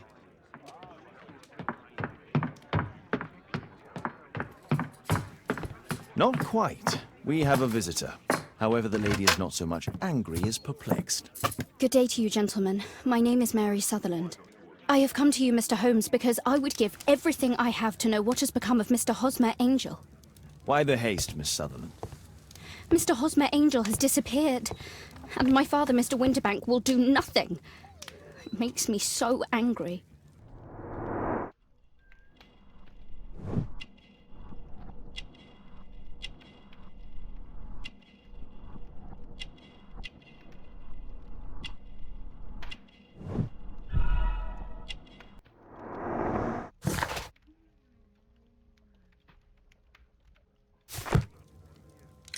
Mr. Windybank is your stepfather, surely, since the name is different? Well, indeed, I call him father, although he is barely older than myself. And your mother is alive? Oh, yes. Although I wasn't best pleased when she married again, and so soon after father's death, and to a man so much younger than herself. What is your connection with Mr. Hosmer Angel? I met him at the gasfitter's ball. Mr. Winterbank did not wish for me and mother to attend. He never did wish us to go anywhere, but this time I was quite set on it. Fortunately, he left for France upon some business, and so didn't have any say in it. And I met Mr. Angel that night. We met again after that and would take walks together. But then father returned, and we could no longer meet. Why was your stepfather against your going anywhere? Well, he didn't like anything of that sort. He used to say that a woman should be happy in her own family circle. Did Mr. Hosmer Angel make no attempt to see you? Well, father was going off again in a week. And Hosmer wrote and said that it would be better for us not to see each other until father had gone. After that, he stopped writing. Where does Mr. Angel live? I don't know exactly. I address all of his letters to the Leadenhall Street post office for collection. Were you engaged? Oh yes, Mr. Holmes. Right after the first walk that we took. Do you have your own income? I do, from an inheritance. It was left to me by my Uncle Ned in Auckland. Then you have all that you could wish for, naturally. Well, I live at home and don't wish to be a burden to my family, so they have the use of the money. Is there anything else that you can tell me about Mr. Angel? He is a very shy man. He would rather walk with me in the evening, so as to be discreet. I put a missing persons notice in last Saturday's Chronicle. Here's a copy, and a letter from him. Ha-ha, a love letter. Yes, I see. As I anticipated, this validates my deductions perfectly. What deductions, Mr. Mr. Wilde. Holmes, tell her.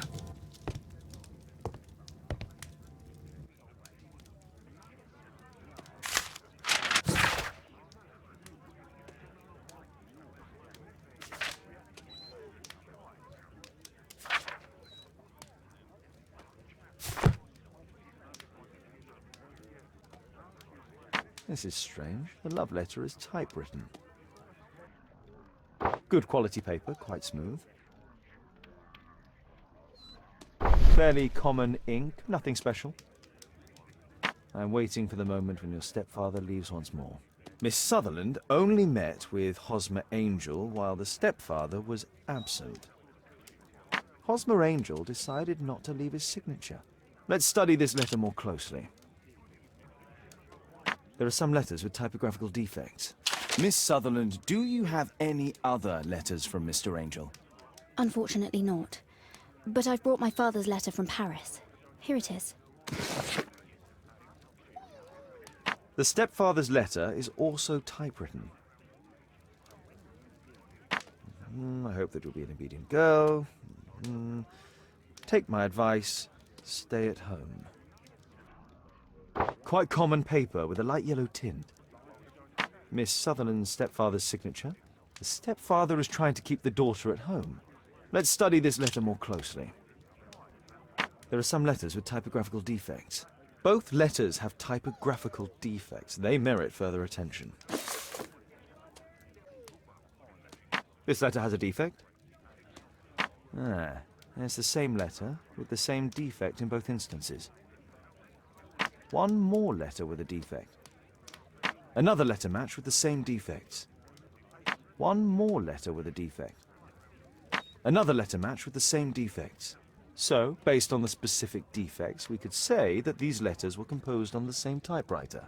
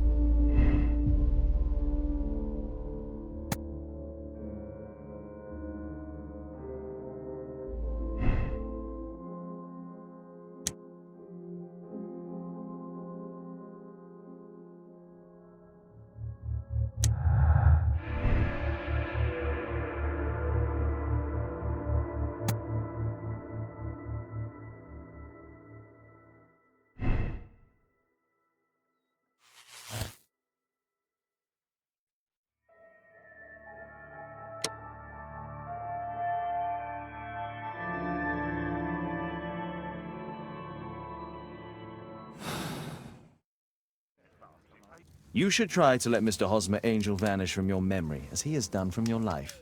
Then you don't think I'll see him again? I fear not. Then what has happened to him?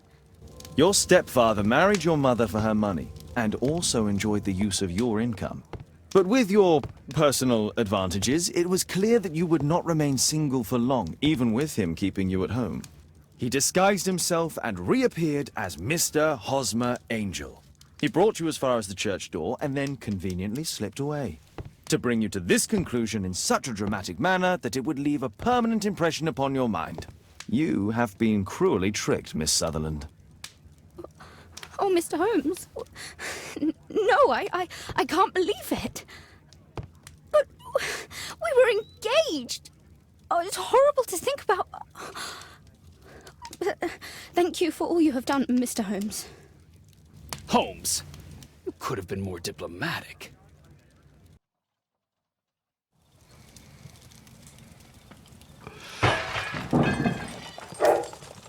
What is going on?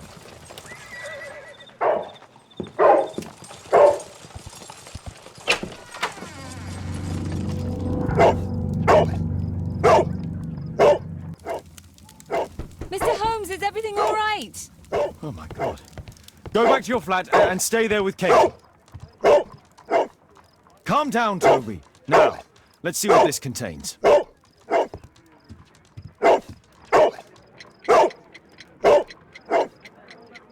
It's ticking.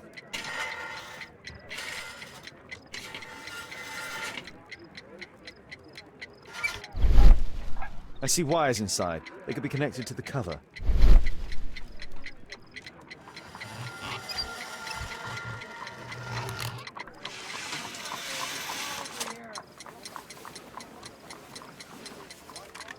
A fancy ticking homemade gift from a secret admirer.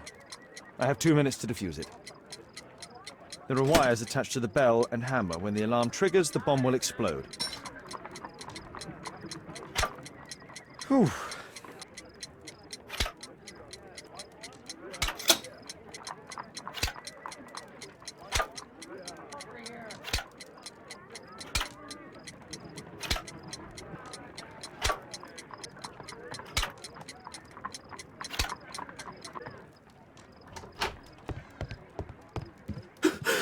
What happened?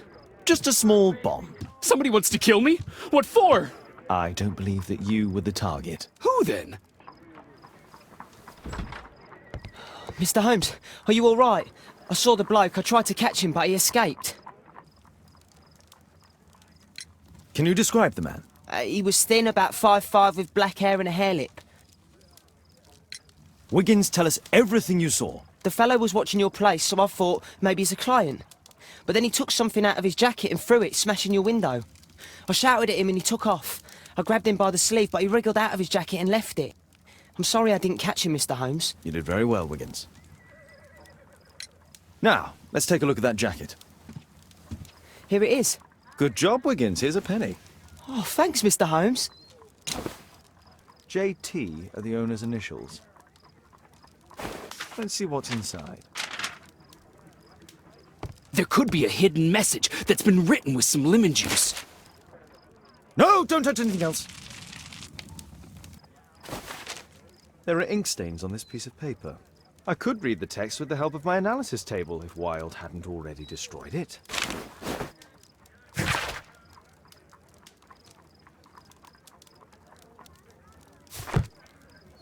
A poem. But what does it mean? This isn't a poem. It's a song called Rally Mohawks. That great moment when America rebelled against England's dominance. Then rally, boys, and hasten on to meet our chiefs at the Green Dragon. And I bet they hoisted a tankard of ale and invented a new nation. Along with deciding if this was the week they got to dump some tea into Yon Harbor. Why ever did he keep such a song in his pocket?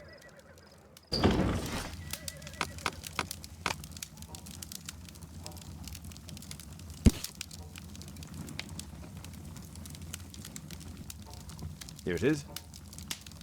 That's all I can do for now. Let's try and get a few hours of sleep. How can you sleep when there is someone trying to kill me? How selfish. He's so funny. Did you sleep well, Kate? Very well, thank you, Father. Is that Wilde? Whatever is he doing now? He's transforming you into a legend. Oh, silly man. Kate, what's the matter? Well, I just came by to tell you that I'm going to the zoo with Alice. We'll be having lunch in town. The zoo? What on earth for?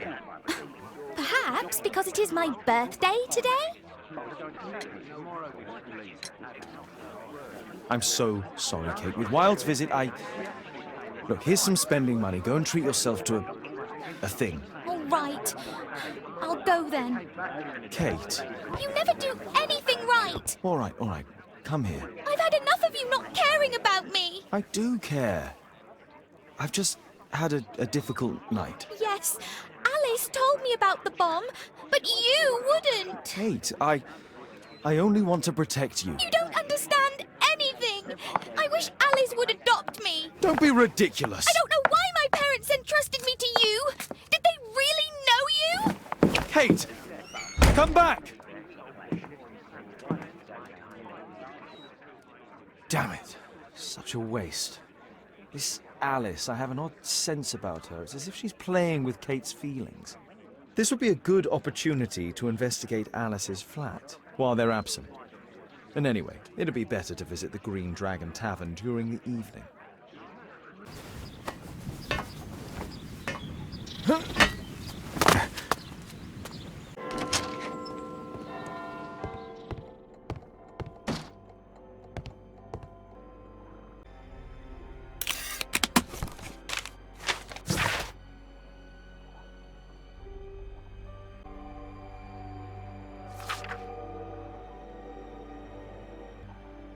Alice's childhood was spent with her aunt, until the aunt's death.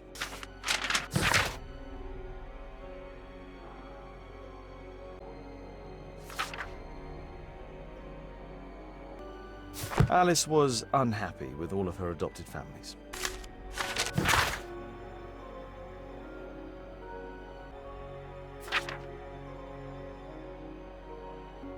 She's spying on me. A phonograph cylinder. It appears that Alice sleeps in this armchair, as uncomfortable as that must be.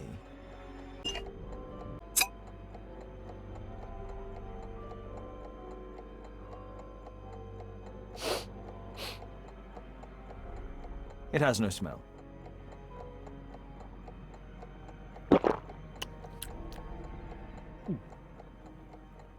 It has a bitter taste. No smell, bitter taste. It's a tincture of barbiturate. A soothing drug to aid sleep. Alice prepared a gift for Kate. She remembered her birthday. Well, women are good at that sort of thing.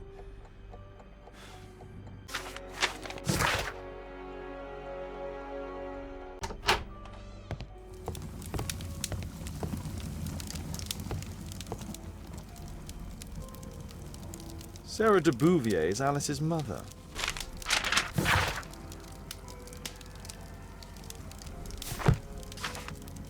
Her full name is Alice Floella Hamilton. Alice used her mother's name to lease the flat.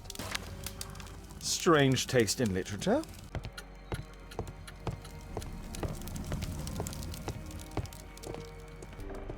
It's closed. This lock is quite new.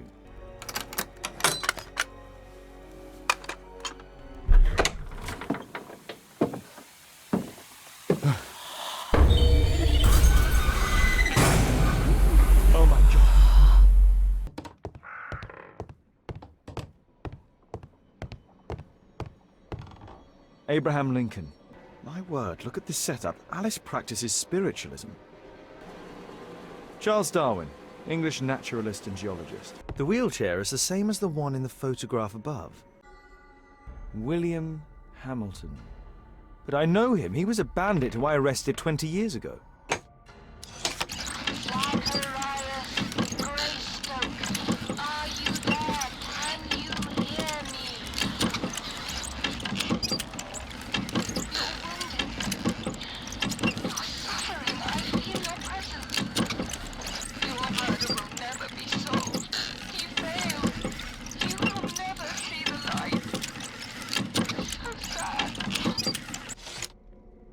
Alice knows about Zacharias Greystoke, the victim from the bowling club. I solved that crime. William Hamilton, are you there? Can you hear me?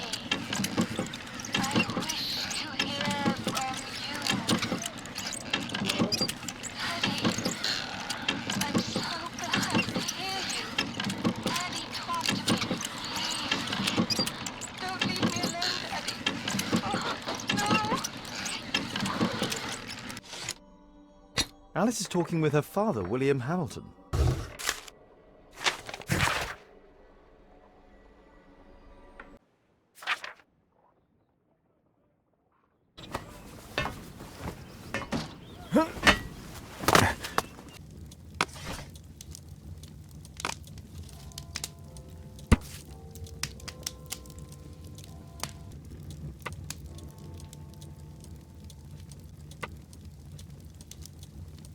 Here it is.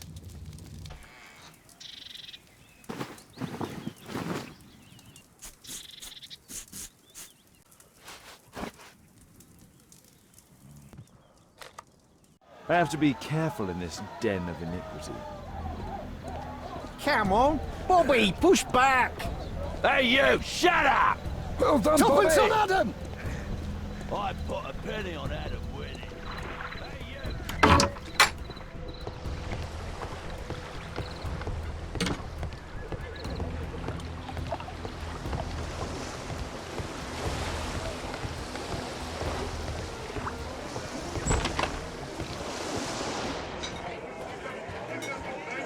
I should be quiet so that I can listen to what people are saying. Let's celebrate. Good beer. Strong. I drink Perhaps I should try. I drink. I've lost too much here. Down, Porker. It's an illegal gambling Let's den. celebrate.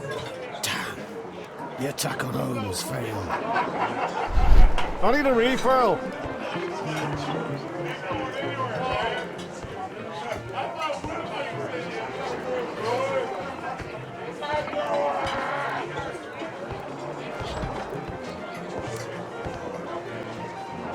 Interesting. They have some kind of cards for getting inside.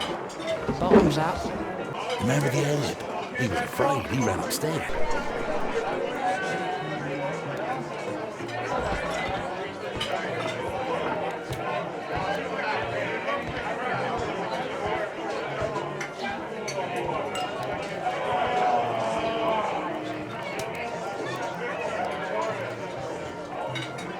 A man with a head. I drink He to could be my forget that attacker. I drink. I should find a way to go upstairs.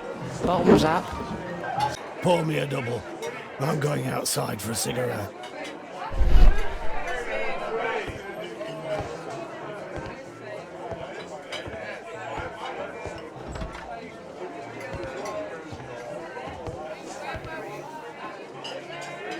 He has a pass. I could steal it to gain entry.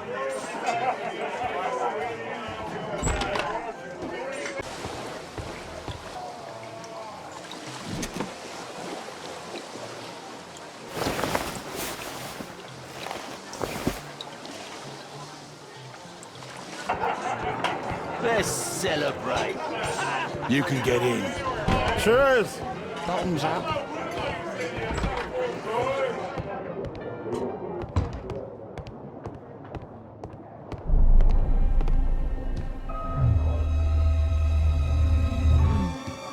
Is the boss at his place? Yeah, he's waiting for you.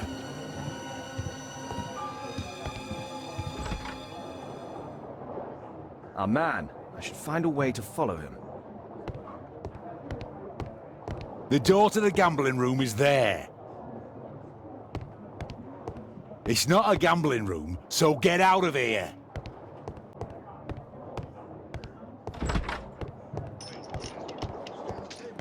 Like it's on my side. Bid up for a shilling. All in. It's my lucky day. Fools are lucky. I have to get across to the other side. Perhaps from there I can reach the guarded area. Hey, what do you think you're doing? That's private. Gamble or get out. I have to create a diversion to move the guard away from the door. All in.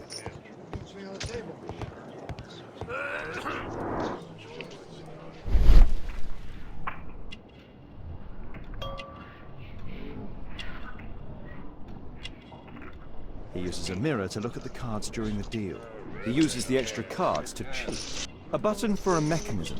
This is a holdout that deals extra cards. The rope leads from one sleeve to the other. If the rope's cut, it will release the hidden cards and expose his trick. They allow knives here. A well-cared-for hat. Like it's on my side. I can see. Shilling. Like.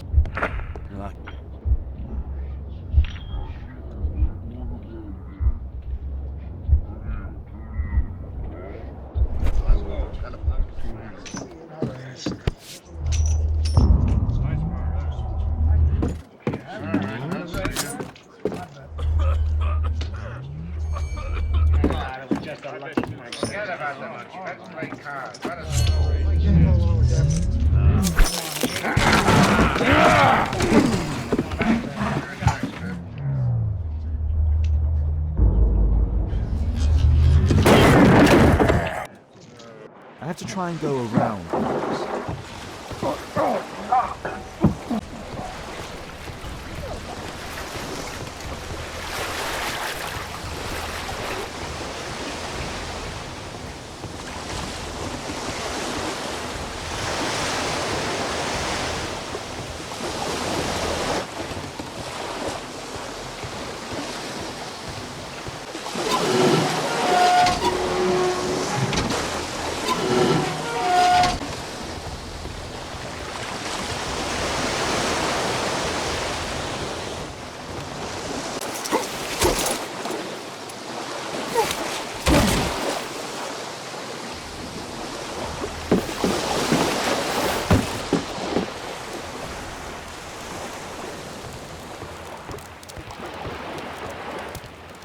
They only left this room recently.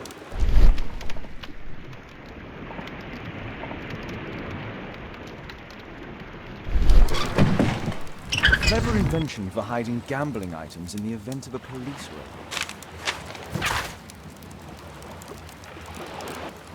The hammer. Jack Cole, I remember him from the raid 3 years ago. Doesn't look like a key from an ordinary door.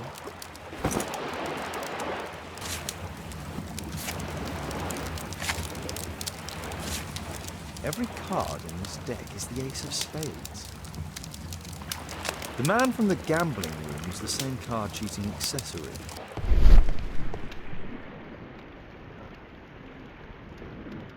A crack. There might be something behind the cupboard.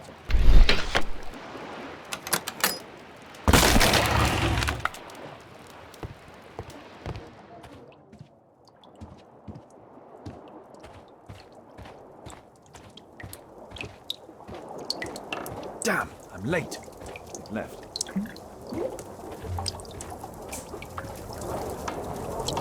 It's the suitcase belonging to that fellow with the hairlip. No doubt these things were stolen. Our man, most likely with his family, after moving into our new home. This fellow pawned his belongings.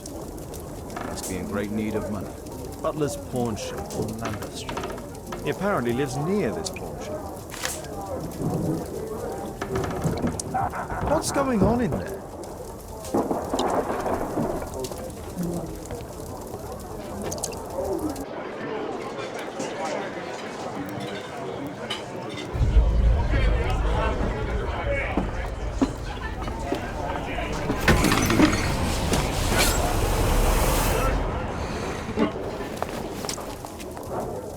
I need to save Orson quickly.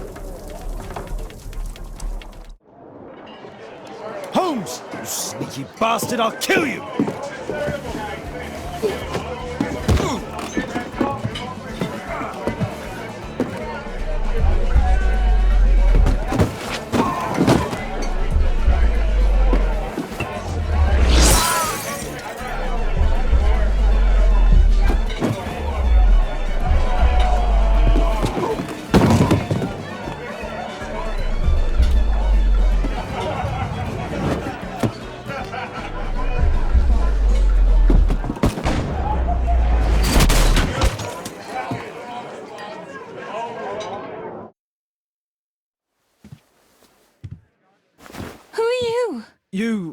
You are Alice, yeah? Listen, Holmes suspects something. What are you talking about?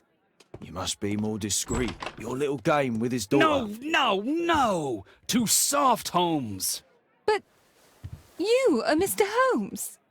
Why on earth? You see, she recognized you. I expected it.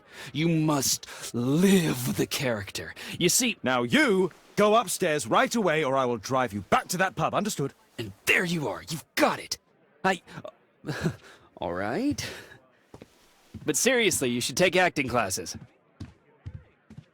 I know that you came here to avenge your father.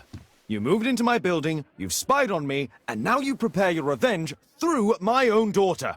Don't be such a fool. I adore your daughter. You see conspiracies in everything. I have good reason to. Perhaps you forget what I do for a living. How I pity you. You mistake sincerity for dishonesty. Do you dare tell me that your presence here is accidental? Obviously not. When the opportunity arose for me to meet you, then I came, but not with hatred, rather more with fascination. I had hoped to learn something about my father from you, some answers as to my identity, when, strangely enough, I find that you yourself are a riddle, even to your own daughter. You shouldn't have involved my daughter in your sick problems. You're only confusing her. It's over.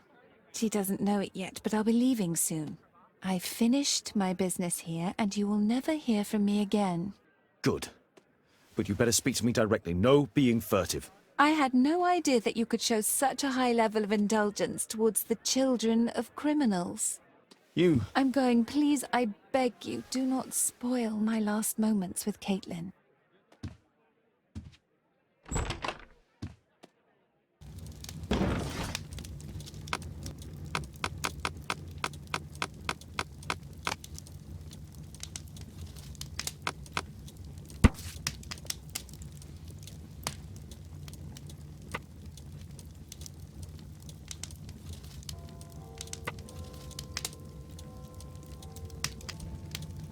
Here it is.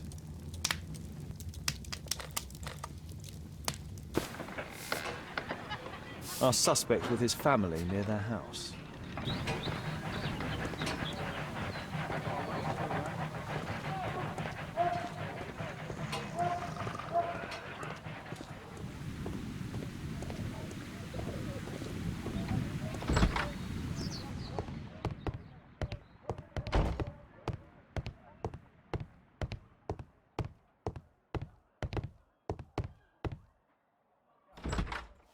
Good day to you, madam. Good day, sir.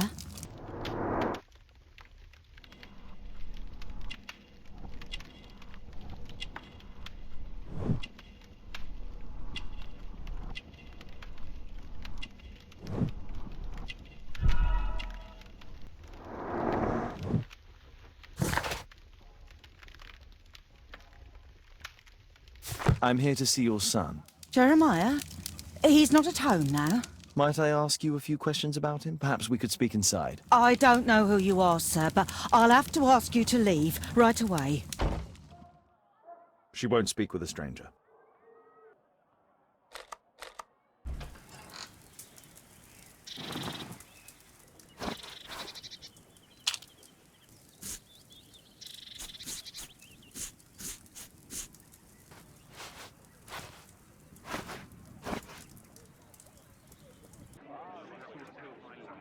Wiggins, could you come up, please?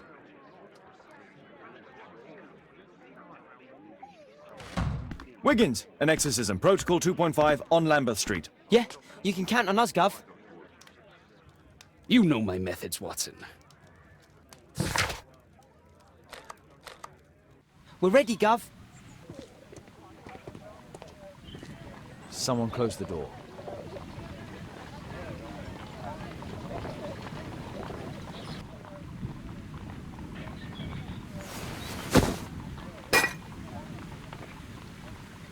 Little rascal! Refrain from anger and forsake wrath. Fret not yourself, it tends only to evil. Thank you, Father. You are so kind. Those brats are always causing trouble. Now, where are my manners? May I offer you a cup of tea as a small thank you? I don't know if... God bless you, sister. My name is Margaret Thorne. It is an honour that God sent you to me. You appear grieved, sister. Is it because of those children? Oh, no. It is my son, Jeremiah. I fear that he is doing bad things, Father. How bad? I don't know. He has just become nervous and angry and rude. And he used to be such a nice boy. These days he won't spend any time at all with us. Not even with Janet, his younger sister. He hides himself away inside his room and locks the door. And he won't open it for anyone. And where is your son? I don't know where he is. He hasn't come back from last night. I'm so worried. Perhaps his absence is connected with his job. Where does he work? I don't know if he has a job, Father. I've asked him several times, but he just gets angry and won't speak. Perhaps Jeremiah is being poorly influenced by his friends. I wouldn't know. He never mentions any friends. I am afraid that he could be possessed by the devil himself. He's changed so drastically lately. He won't tell me anything and he flies into rages and shouts at me. I don't know what to do. Don't distress yourself, sister. You were right to confess. Truly, I can feel an evil presence in this apartment. Oh, God! Allow me to search for the demon in this house. God bless you, Father. Bookcase and books, possessed wood and words, expel your literary demons!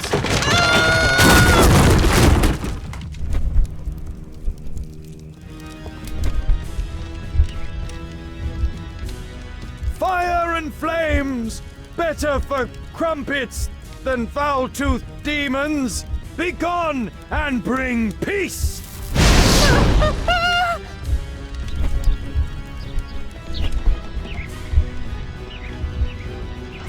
Window frame! I must protect you from demonic pain!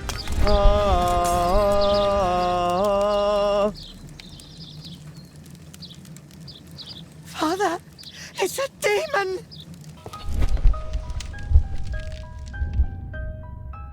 Wooden door! Iron handle!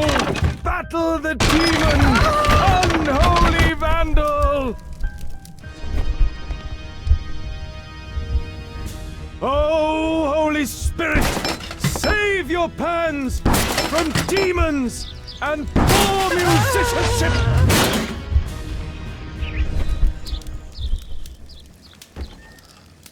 Sister, you saw that the demon has taken shelter in Jeremiah's room. I should go there alone. God save us. Sister, wait for me outside. This fight will be a fierce one.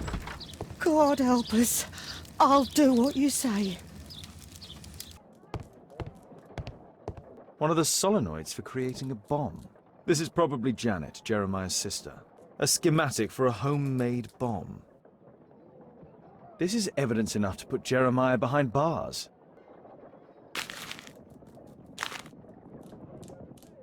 It looks as though this letter was torn up in rage. I should reassemble the fragments to read what was written. It appears that Jeremiah received a threatening letter from somebody known as the Dart.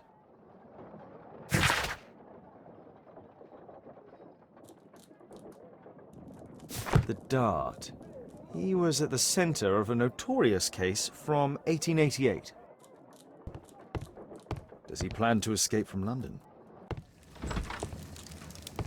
It's over.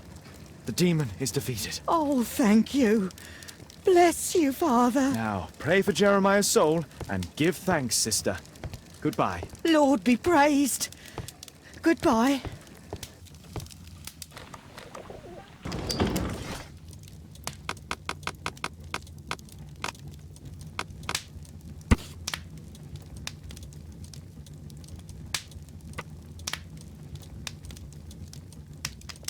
Here it is.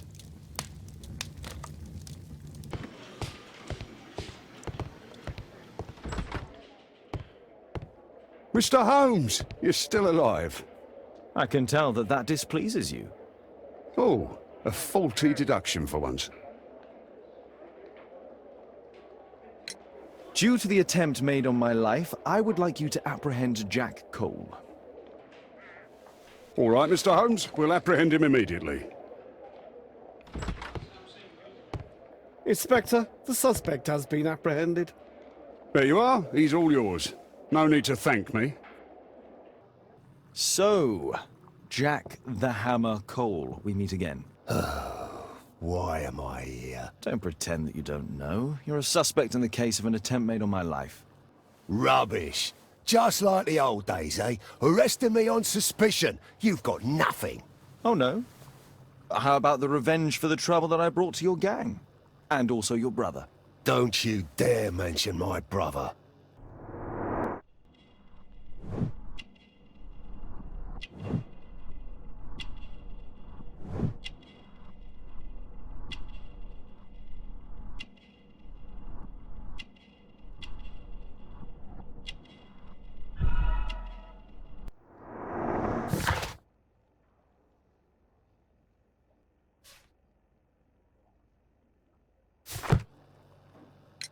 Your brother was hurt. It was a regrettable accident.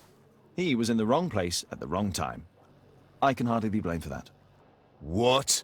You bastard. You're the one responsible for him becoming a cripple. He was innocent. An accident, you say? Oh, I can't wait for the moment that you get whacked proper. Quod erat demonstrandum. That's your proof. If I wanted to kill you, you'd be dead already.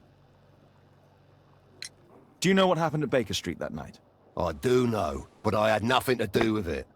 And where were you at the time? I was at my tavern all night long. I see. I went to your place and I saw a man with a hare lip arriving to meet with you. What business do you have with him? Business? He's a regular customer, that's all.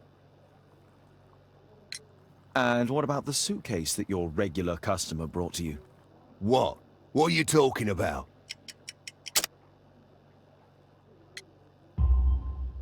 Why, the suitcase full of stolen silverware that I found in your secret room? What? How? You searched my room. It's not stolen. I often buy a lot of different things and sell them on after. It's all legal. Oh. Oh, I believe you.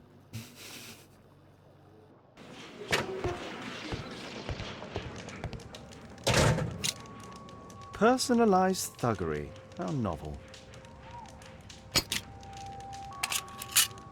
Expensive cigarettes.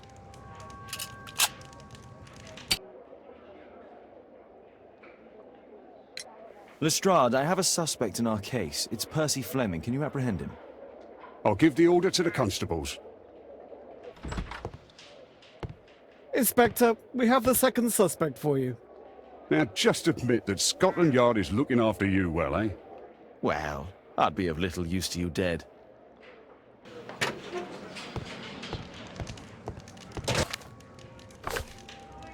It looks like encrypted records. Well, that's rather tasteless. A spintria, used in the brothels of ancient Rome. A good day to you, Percy the Dart Fleming. Huh. It's the flopper. Flopper? You're aware of what happened at Baker Street the other night. I'd say I'm a little luckier than that. Well, I don't give a fig.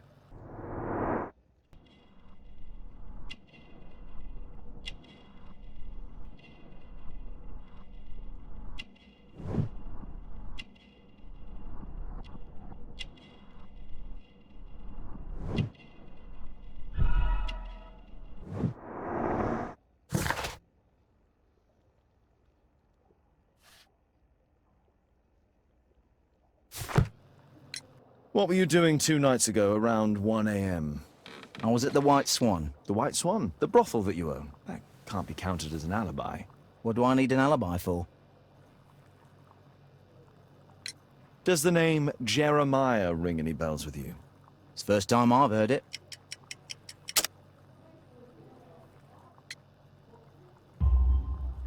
How about this threatening letter that bears your name? Oh, I remember now. A threat? Come on. Just a reminder for him to pay his debts. It's just a small one, and it's a matter of principle. How do you know him? Ah, he's always coming around, begging for odd jobs. But he just talks rubbish. He's off his head. Do you have any business with Jack the Hammer Cole? I have. He sometimes provides my business with girls. But he's stupid. A hot-headed clown. Yeah, I'd be worried about him if I were you. Yes? He told me what you did to his brother, and... well, let's just say he hates you. What's this note? I don't know. It was among your belongings. So what? Tell me about the business that you have with Percy Fleming. What? I don't have any business with him. No? Oh.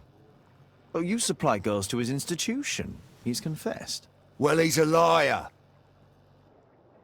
Oi, why did you tell them I supplied girls to your brothel?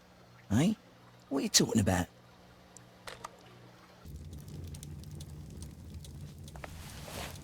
The text is encrypted. If it's Caesar's shift code, it might be easily deciphered.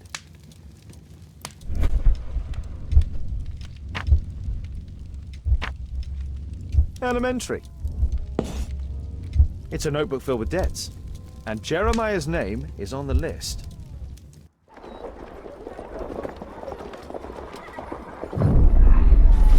Get into the cab, quickly!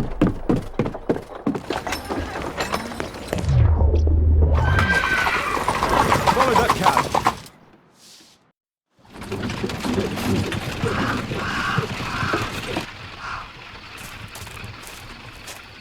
I should find a way to get inside.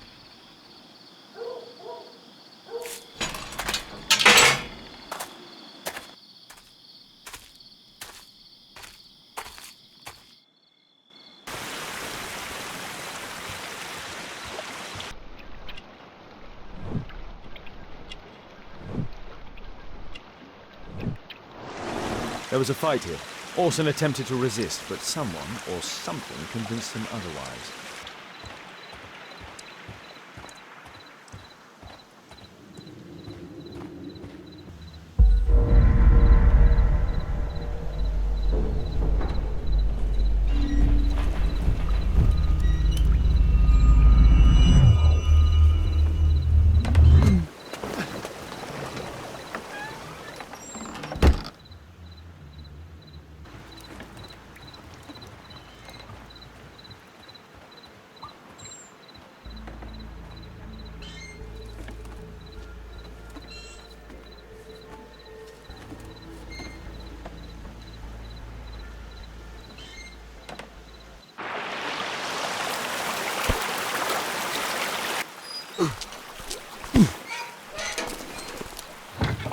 Hey!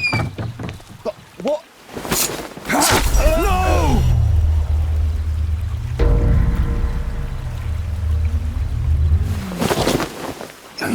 We need to get out of here.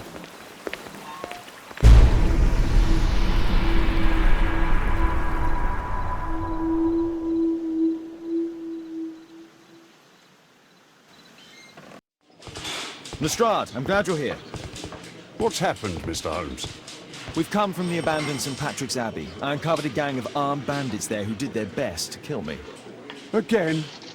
I'll send our best team to arrest them. Well, I doubt that you'll find anyone left, but if you hurry up, you might just find the spoils left over from their burglaries. I see. And I'd be very grateful if you could keep an eye on Mr. Wilde here. But Holmes! He's not Wilde, please try to remember. Yeah, the slightest detail, etc. Well, apart from the smell of those bandits who kidnapped me, nothing special. And this Jeremiah was spending his time complaining about working for the fart. I think you mean the dart. Yeah, whatever. Jeremiah said that they should all wait till the fart was released. It makes no sense, right?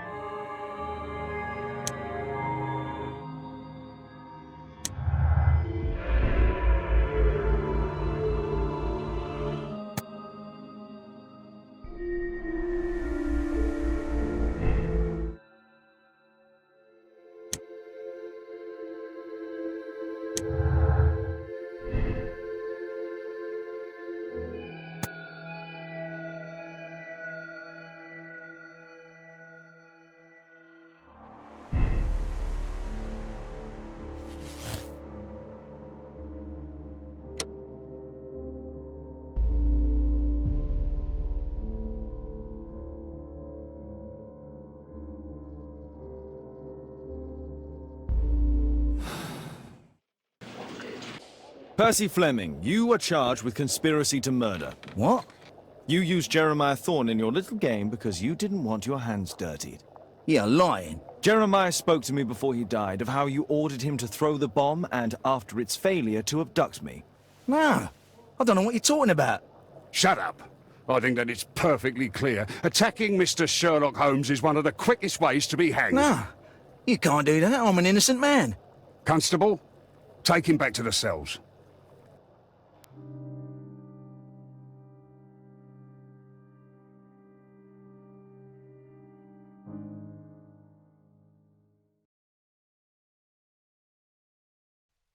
Holmes, you simply have to face up to it. You need to have a serious discussion with Kate about her origins. I can't. No more excuses. She will learn soon enough that Alice is leaving. This other hidden secret. She will not forgive you. She does not need to know why. No? So she will blame you for Alice's departure. Is that what you want? No! I certainly... It's as Kate said, I always do the wrong thing where she's concerned. Now look here. I'll take care of your case once we're back at Baker Street. Cabby, why have we stopped? The road to the square is blocked, sir. Why? There's been a bad road accident. Oh, splendid.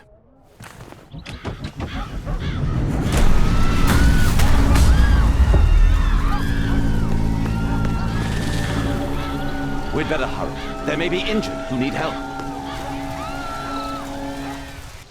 His pupils are constricted, but they are moving. He is still alive. He has stopped breathing. There's no heartbeat. I must act quickly to save him.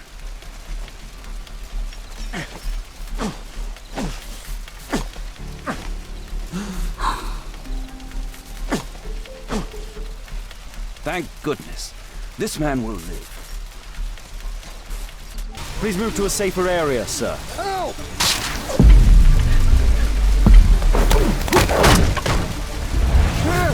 Over here!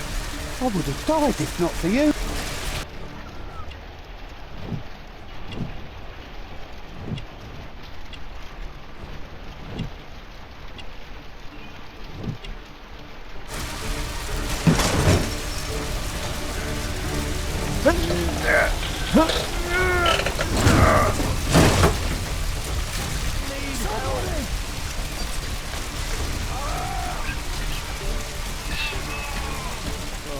Thank you for saving me.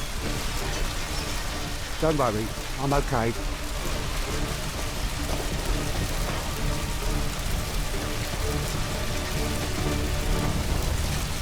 There are no wounds or injuries. I'd better call for Watson.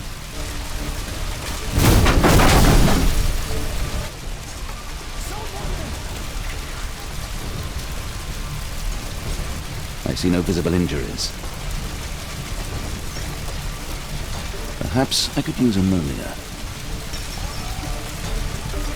Oh, my head.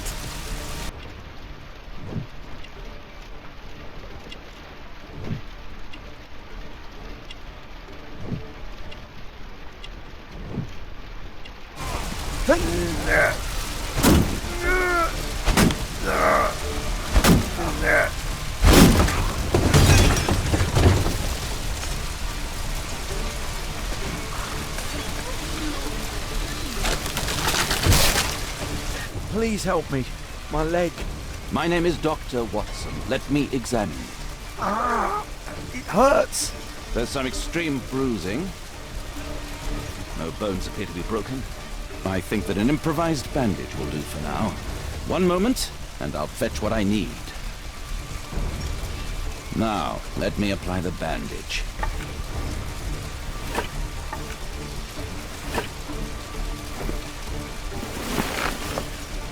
Thank you, Doctor. Help! Thank you, Doctor.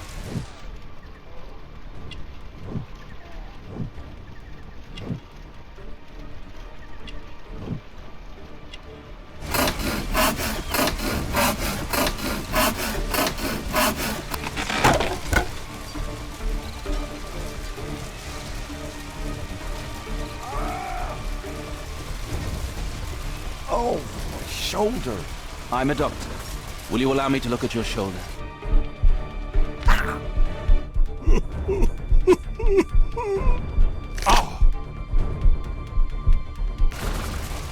Thank you for your help.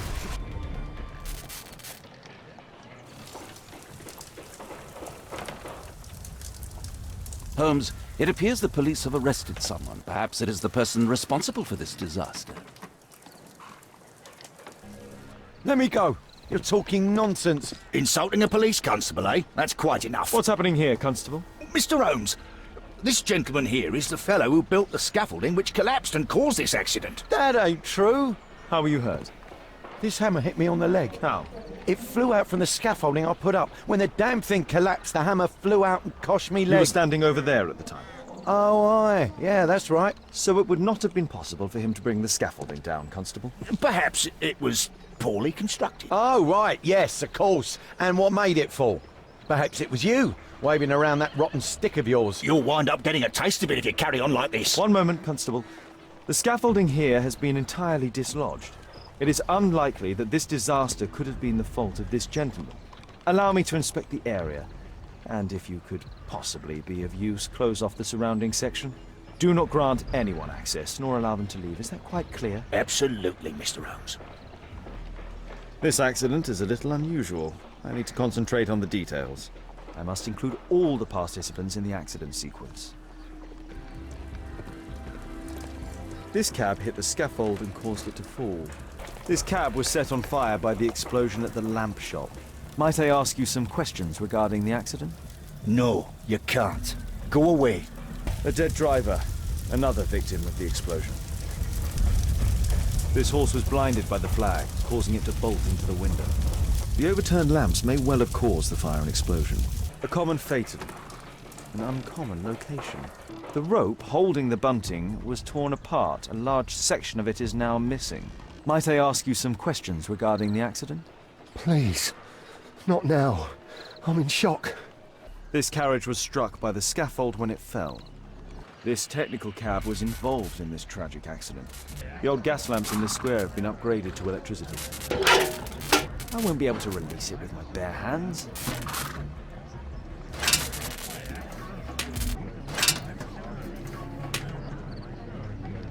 That's it. An old sprung cart, which has seen better days. Good day to you, sir. Would you mind answering some questions? I'm investigating this accident. Are you the driver of this cart? Yeah. I was transporting vegetables from my farm to the London market. What can you tell me about the accident? I don't know. There was a collision. I felt the ground. I come over all dizzy. What did you collide with? That contraption up in front of me. He stopped all of a sudden, and I tried to avoid him, but I wasn't quick enough. Do you have any idea what might have caused this cab to stop so sharply? No, no idea. The pumpkins fell here after the sprung cart collided. Might I ask you some questions regarding the accident? It all happened so quickly. There was an explosion, and my horse startled and threw me back against those wardrobes. Celebratory bunting. This mechanism played a part of the accident, I'm sure of it.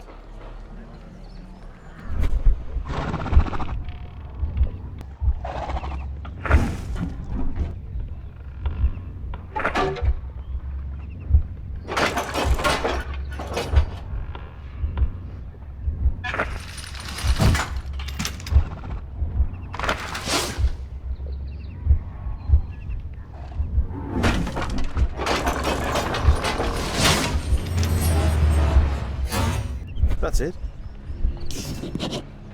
Those wardrobes fell like dominoes. I believe I've enough information about this accident.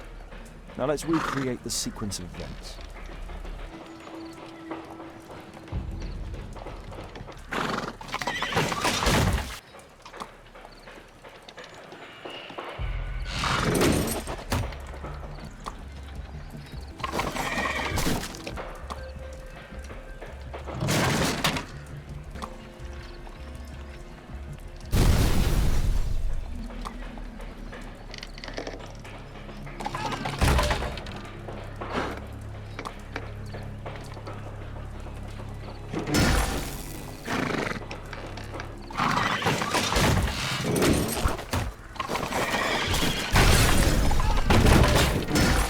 it.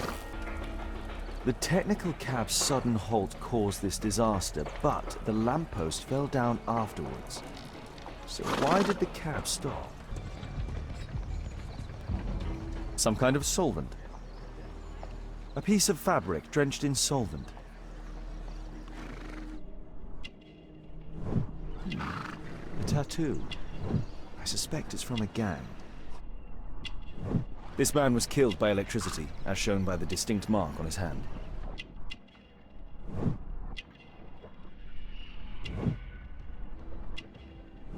Rasco. Yes, I know him. He's a small-time local criminal. A pneumatic hammer. Mud. Oof. Smells bad.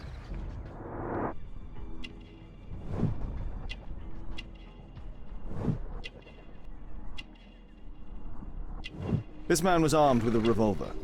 Webley, I suspect. This cab was painted recently. There is some text underneath the paint here. Could be important. I'll need to find a way to remove this fresh paint.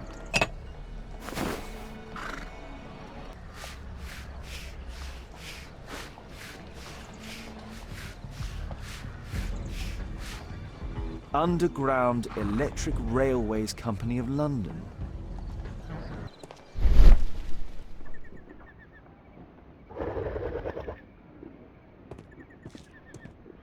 There is some electrical wiring here beneath the manhole.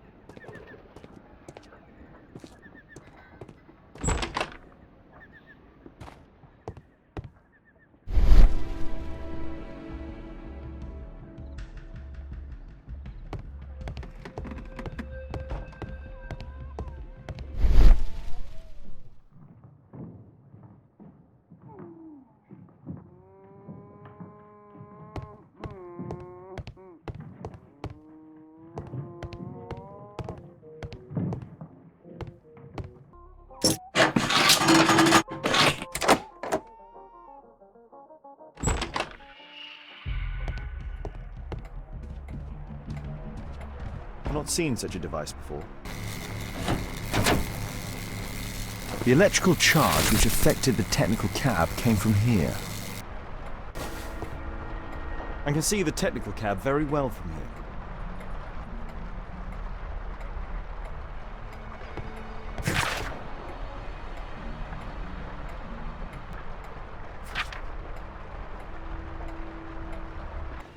Holmes, I was looking for you. I have an idea about the accident. Never mind. This one is murder. What? What? You? You're the murderer, You're eh? off your head. Are you sure, Holmes? Oh yes. A murder and an accident, because the killer, by electrocuting the cab, created this chaos. And so this multiple crash is now our great chance. Our great chance? Of what, Holmes? The culprit could not have planned for this to happen, don't you see? And it is possible that he is still here due to the prompt arrival of the police. Now I see 5 men who could be our murderer. Let us take a look at the map.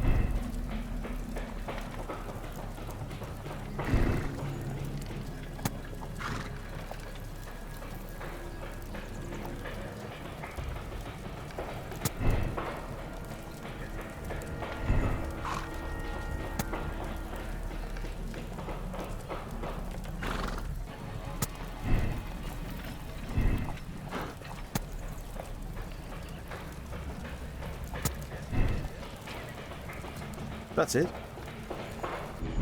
Constable, I suspect 3 people here. Take them to Scotland Yard for questioning. As long as I don't leave empty-handed, all's good and well. I know that look, Holmes. Have you found something new? That's right. In order to trap the cab, the killer must have known the precise route it would take. Or even, that could suggest the cab must have set out not far from here, in this very street, perhaps. Remarkable. Holmes, I'm terribly sorry, but I must go to the hospital now to help tend to the wounded. I understand, Watson. But don't forget our earlier discussion. About Kate.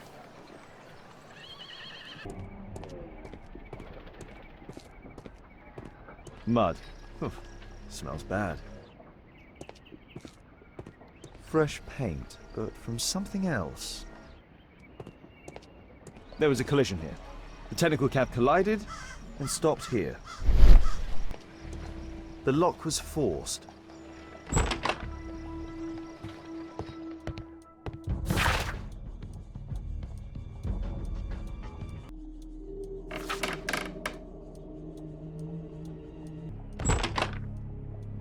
A workshop. Saleable items are produced here. Mud. Oof, smells bad. It looks as though the carpet was placed here intentionally.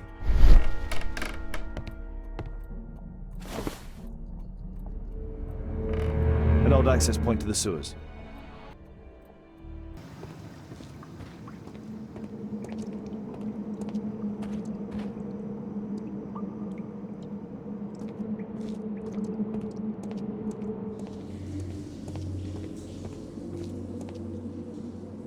A red powder. Given the circumstances, most probably iron oxide. Or just rust. Metal powder. Looks like aluminium. Magnesium strips. So, it was the goal of Rasco's gang to rob the bank.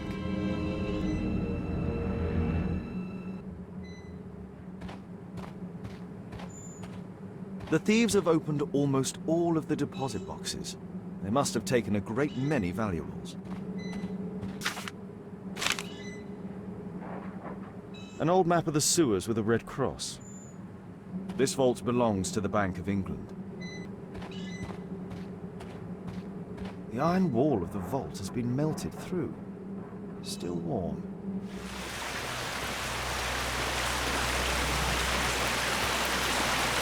Metal rings. They're used to hold the barrel in one piece. A banknote.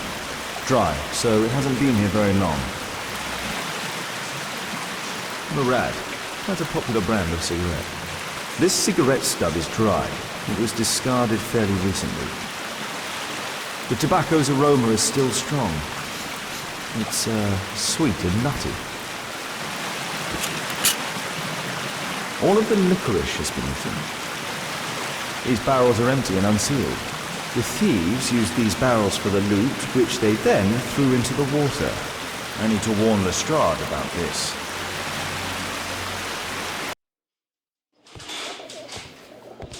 Ah, Mr. Holmes, we have a slight problem. What happened? One of the suspects, Mr. Reginald Butcher, has escaped. It was after we asked him to put his belongings in the evidence room. I'm sorry. How did he escape? He hit me in the face. Took me by surprise, you know, otherwise I... Of course. That's all? Just before he left the yard, he shouted, "Sorry, I'll come back later." Sorry, I'll come back later. He could have said that without punching me. Is Inspector Lestrade here? No, he will be absent for a couple of days. Can we keep this incident between us?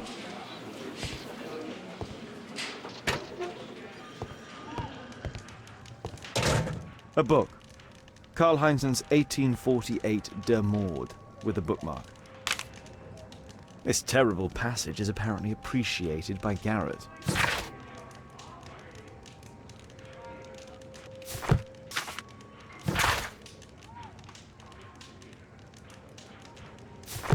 Electrical wires. Whiskey. Of poor quality. My life has changed thanks to Pastor Gordon and my faith.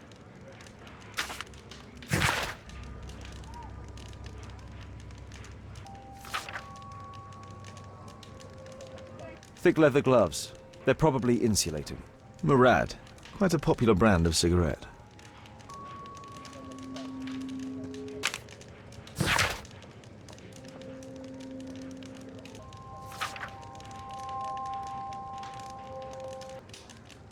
Reginald Butcher had problems with his job.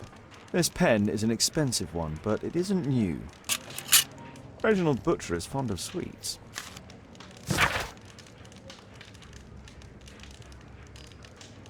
This letter from yesterday perhaps explains why Butcher was in such a hurry.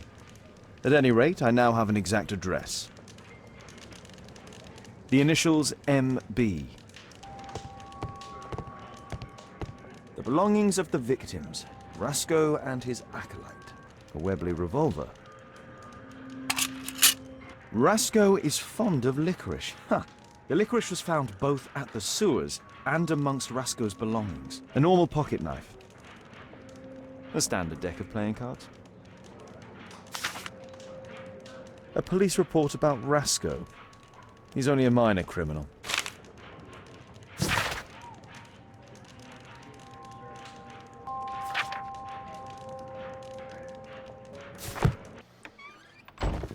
Good day to you. My name is Sherlock Holmes, and I am assisting the police with their investigation. I'm Benjamin Fowler, and I was arrested by mistake. I swear it. You have not been arrested, Mr. Fowler. You are here as a witness. Oh, but I saw nothing. I swear. Let me go.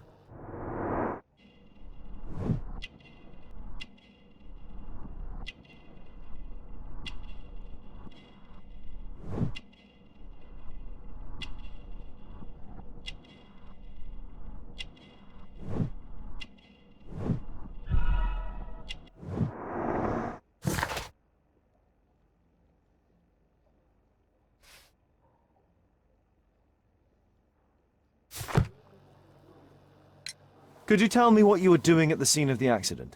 I was working on the square's statue. I work for the council. I swear it. Do you ever work with electricity? Yes, sometimes. I repair electric lampposts, but I'm not a specialist. I swear it. It's new, isn't it? And complex and dangerous. I understand. Mr. Holmes, I know you're a great detective and you understand me, so please let me go. I know nothing, I swear. Yes, you swear it, I know. Mr. Fowler, does the name Rasco ring any bells with you? First time I ever heard it, I swear. But your tattoo resembles his. You are in his gang, are you not? No. It was a long time ago. I already forgot. I swear it. I just picked a few pockets for him when I was a young fellow. But I ain't proud of what I did. All my family, my parents, my brothers, dogs and cats all died when I was a lad. I wouldn't have survived otherwise. Good day to you, sir. My name is Sherlock Holmes. Thomas Garrett. Why am I here? You are a witness to murder. Of course. Well, it wouldn't be the first time that the police jailed an innocent man in order to close a case. No one has been charged yet. Yet.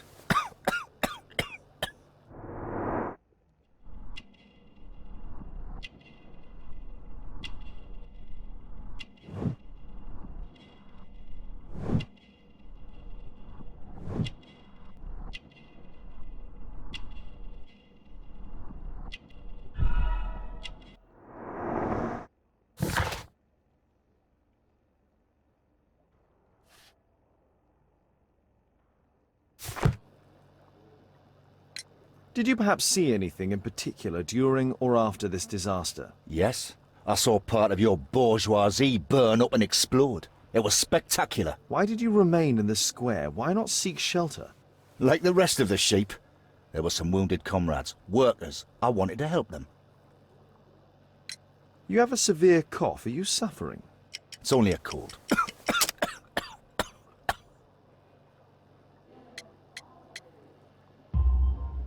Why not be honest with me? You are spitting up black fluid. Ah, well observed. Yes, I have enough coal dust in my lungs to fuel an entire London district. You were a miner, then? Since the age of 13, yes. At the Newcastle mines. 15 years of hell. Those were bloody times. But now it's over. I don't want to die in those holes like my father and my brothers did, in order to line the pockets of the rich. Do you have any electrical knowledge? How do you know about that? You a mind reader? There are electrical wires amongst your belongings. Clever. Yes. I teach electrics to my comrades, since I'm currently without paid work. I'm self-taught, so we're not as dumb as you might think. And I don't want to work for bosses anyway.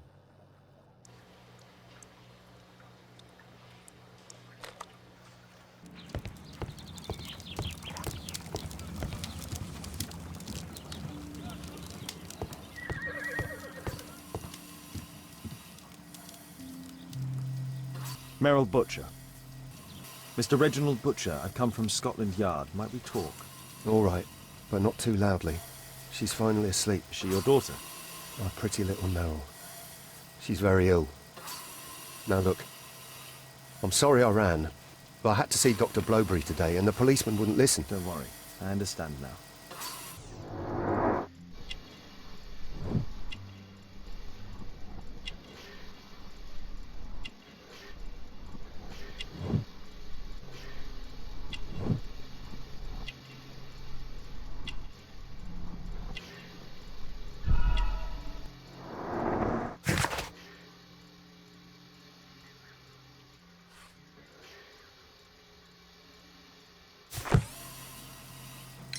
What do you do for a living, Mr. Butcher? I work at the office of the Underground Electric Railways Company. Then you must be familiar with electrical devices.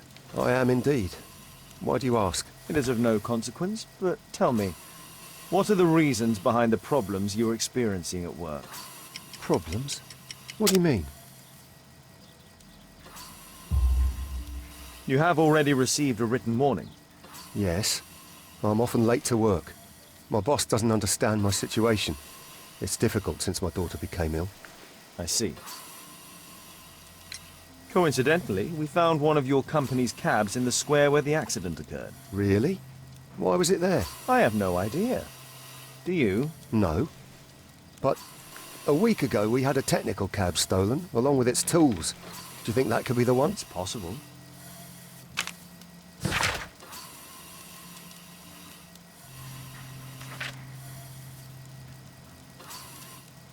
Admission file at Karolinska University Hospital in Stockholm. Mr. Butcher's wife. A young woman lost her life.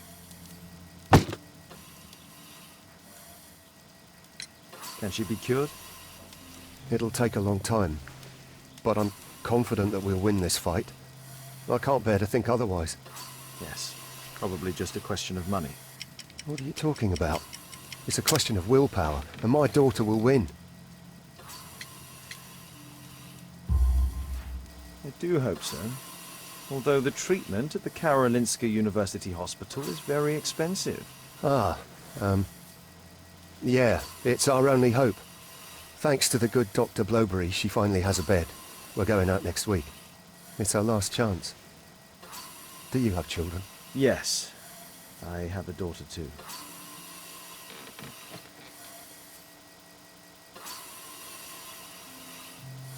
We'd sacrifice our lives for our children, would we not? Yes. Of course, yes.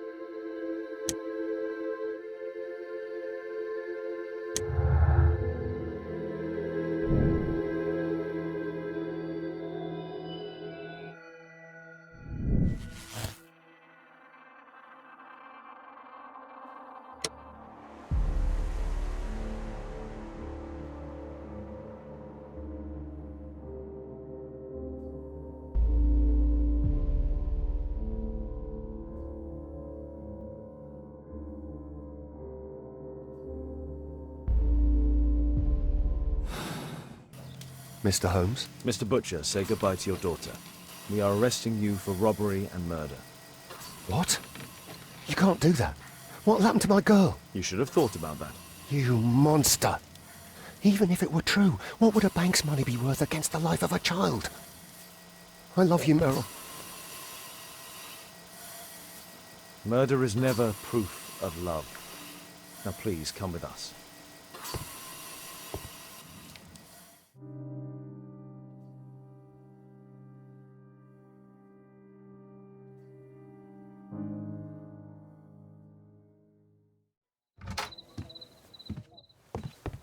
Holmes, at last you're back. We can't find Kate. What?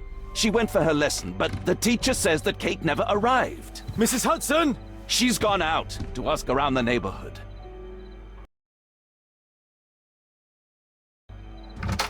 Kate, are you here? Kate!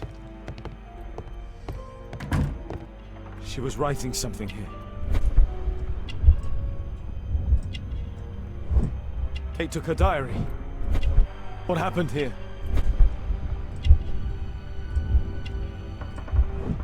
Why would she take her suitcase? Why was it left open? She took all of her favorites. They packed her things and left. I don't understand. What's that? The sound came from Alice's room. Alice! Kate! Kate! Where are you? You never do anything right! I've had enough of you not caring about me! You don't understand anything! I wish Alice would adopt me!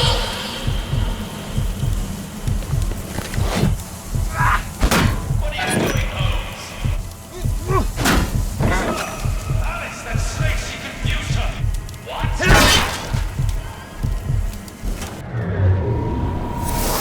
Alice? Where is my daughter? Your daughter? You don't have one, Mr. Holmes. You never did. My God! My daughter, what did you do to her? What you could never do. I made her happy. I don't care what you think. Where is Kate? You fool. You're useless to her. Why even bother?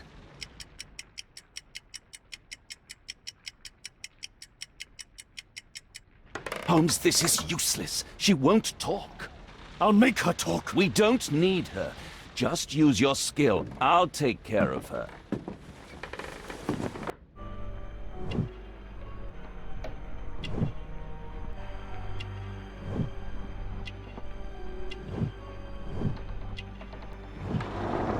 This will not change anything, Mr. Holmes. I remember this place from my last visit. It's different now. Something was taken from here.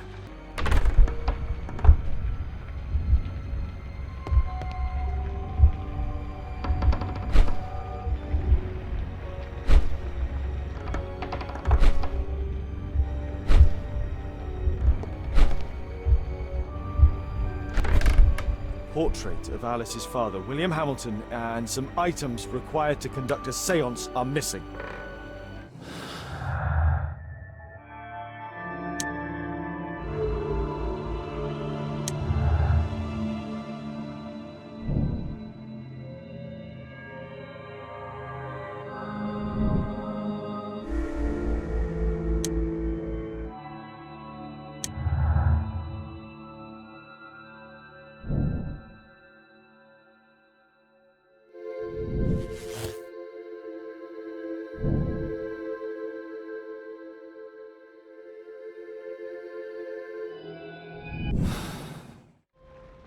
The lead goes to the cemetery. Watson, keep an eye on her.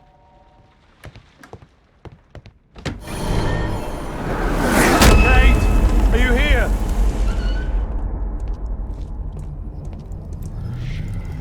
Kate, what did she do to you?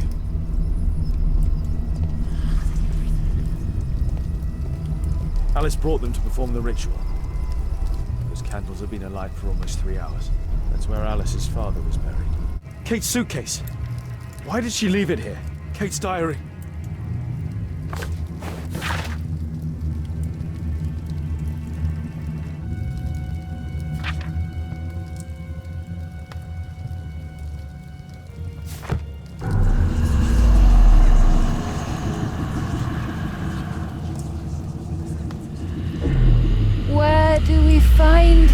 father.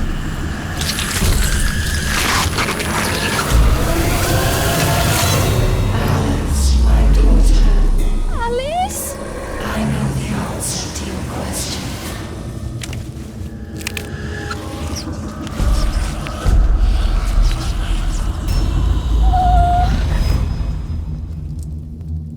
I can't believe that Alice made my little girl go through all this. Damned woman! Kate! Kate! Oh my god. It's Alice's father, mummified.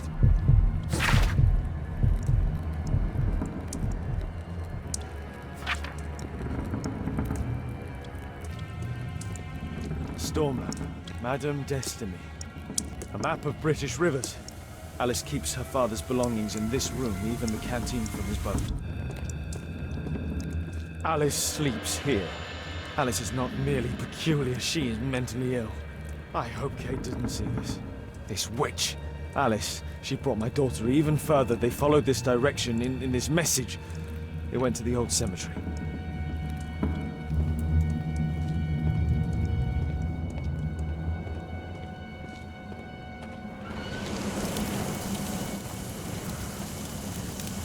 Hold on, Kate.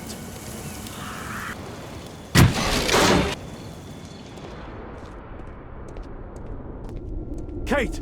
Kate! Kate, my dear child. I do not know when you will hear this message, but I do know that one day you will be here, Kate. My blood, my light.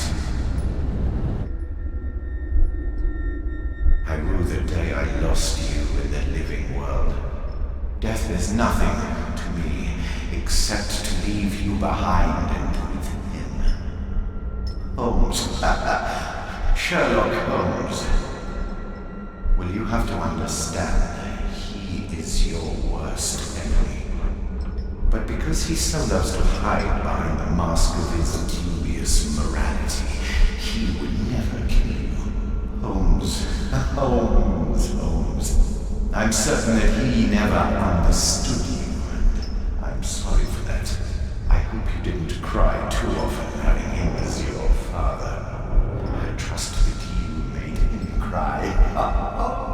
Don't distress yourself, my child. I died by his hand. But your questions are over since you now know. You are my daughter. What matters is that you continue my work. Join our cause, you will be the empress of evil. My Kate, my flesh, before Holmes's eyes and in front of the world. Kate Moriarty has arrived.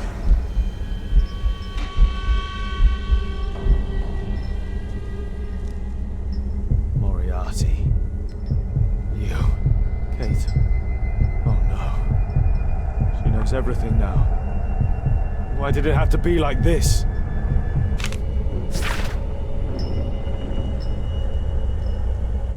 Young Kate and her father. The Dynamics of an Asteroid.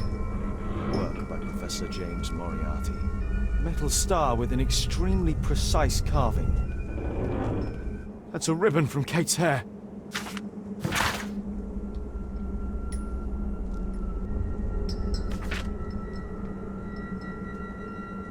Kate met her true father. I need to find Alice. I'll make her speak this time. Professor James Moriarty. Because I could not stop for death, kindly stop for me. The carriage held but just ourselves. Immortality.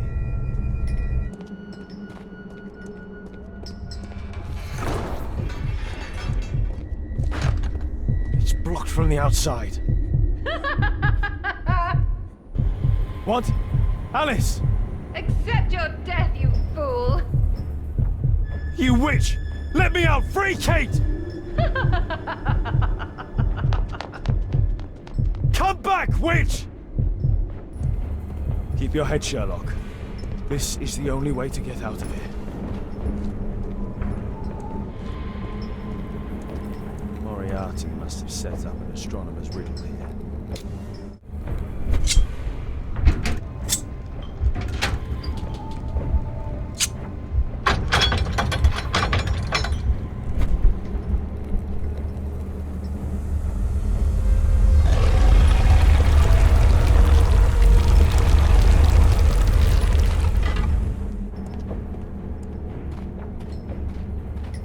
Hold on, Kate. I'll find you.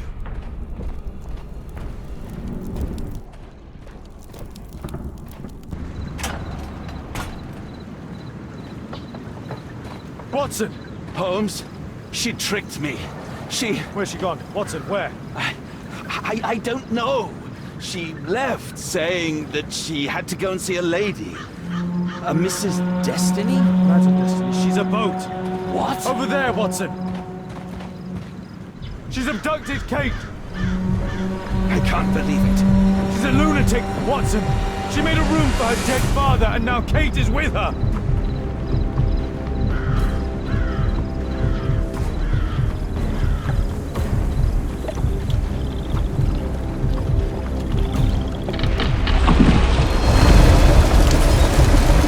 They're on the boat! Hurry, Watson!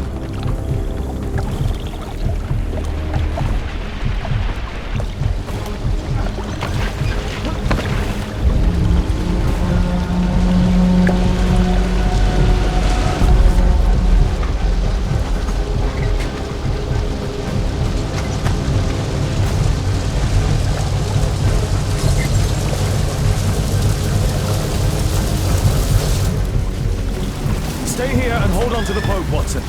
Kate! Kate! Where are you? Kate, I'm here! Just jump! Alice! I'm afraid! I know, but you'll be all right! Look! It doesn't burn! Come on! Kate! Oh my god, no! Go away! Kate! I'm a Moriarty! I'm the devil's daughter! I'm cursed! I'm a monster! What? That does not make you a monster! Yes! That's why you've always lied to me! I only lied in order to protect you! You're still so young, my god! Ask Watson! I was lied to all of my life! Do you have any idea how that feels? No! Because you're Kate Holmes! And a Holmes never gives up, I know it!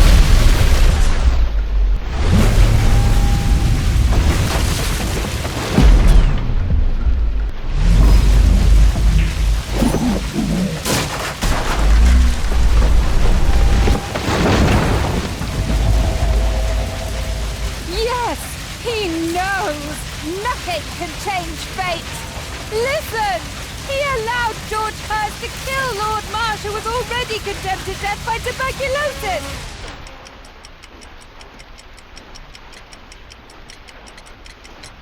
You are confusing her! You mad witch! You're tangling my casework with her life! You sent me away! When I'm home, we fight all the time! You're ashamed of me!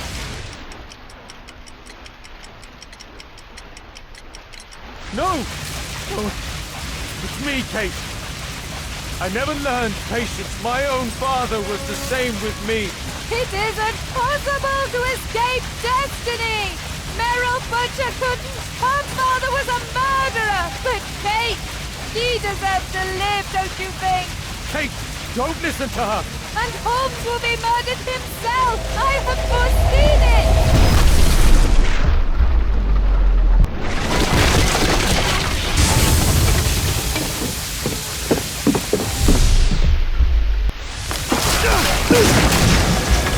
I may be killed one day. It's a risk that I take, but my word helps to save other lives. Really? And albeit? And Percy Fleming? You save lives? No! You enjoy taking lives! You can't save me either!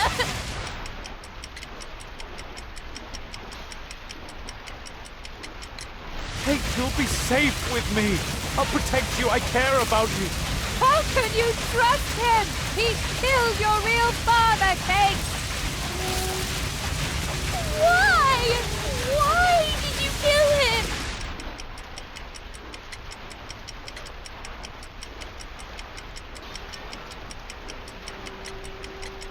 It was his life or mine. I had no choice, Kate. See? Everything is determined! Remember the sign! Our meeting! The ceremony!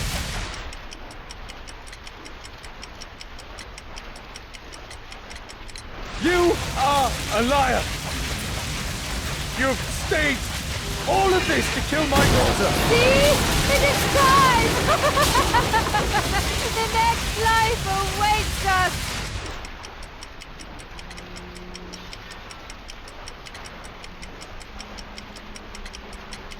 No, Kate, she would make the boat crash to kill you. She knew that you would hesitate. I don't care! I don't belong anywhere! You belong with me, Kate, with family. Daddy! I don't know what I'm doing! Help me!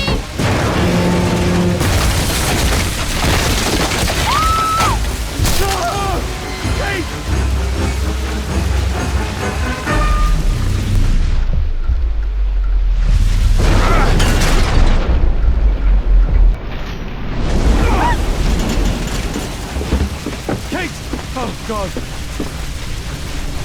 Are you all right? She really was the Devil's daughter. Over here! Hurry, the boat's going down!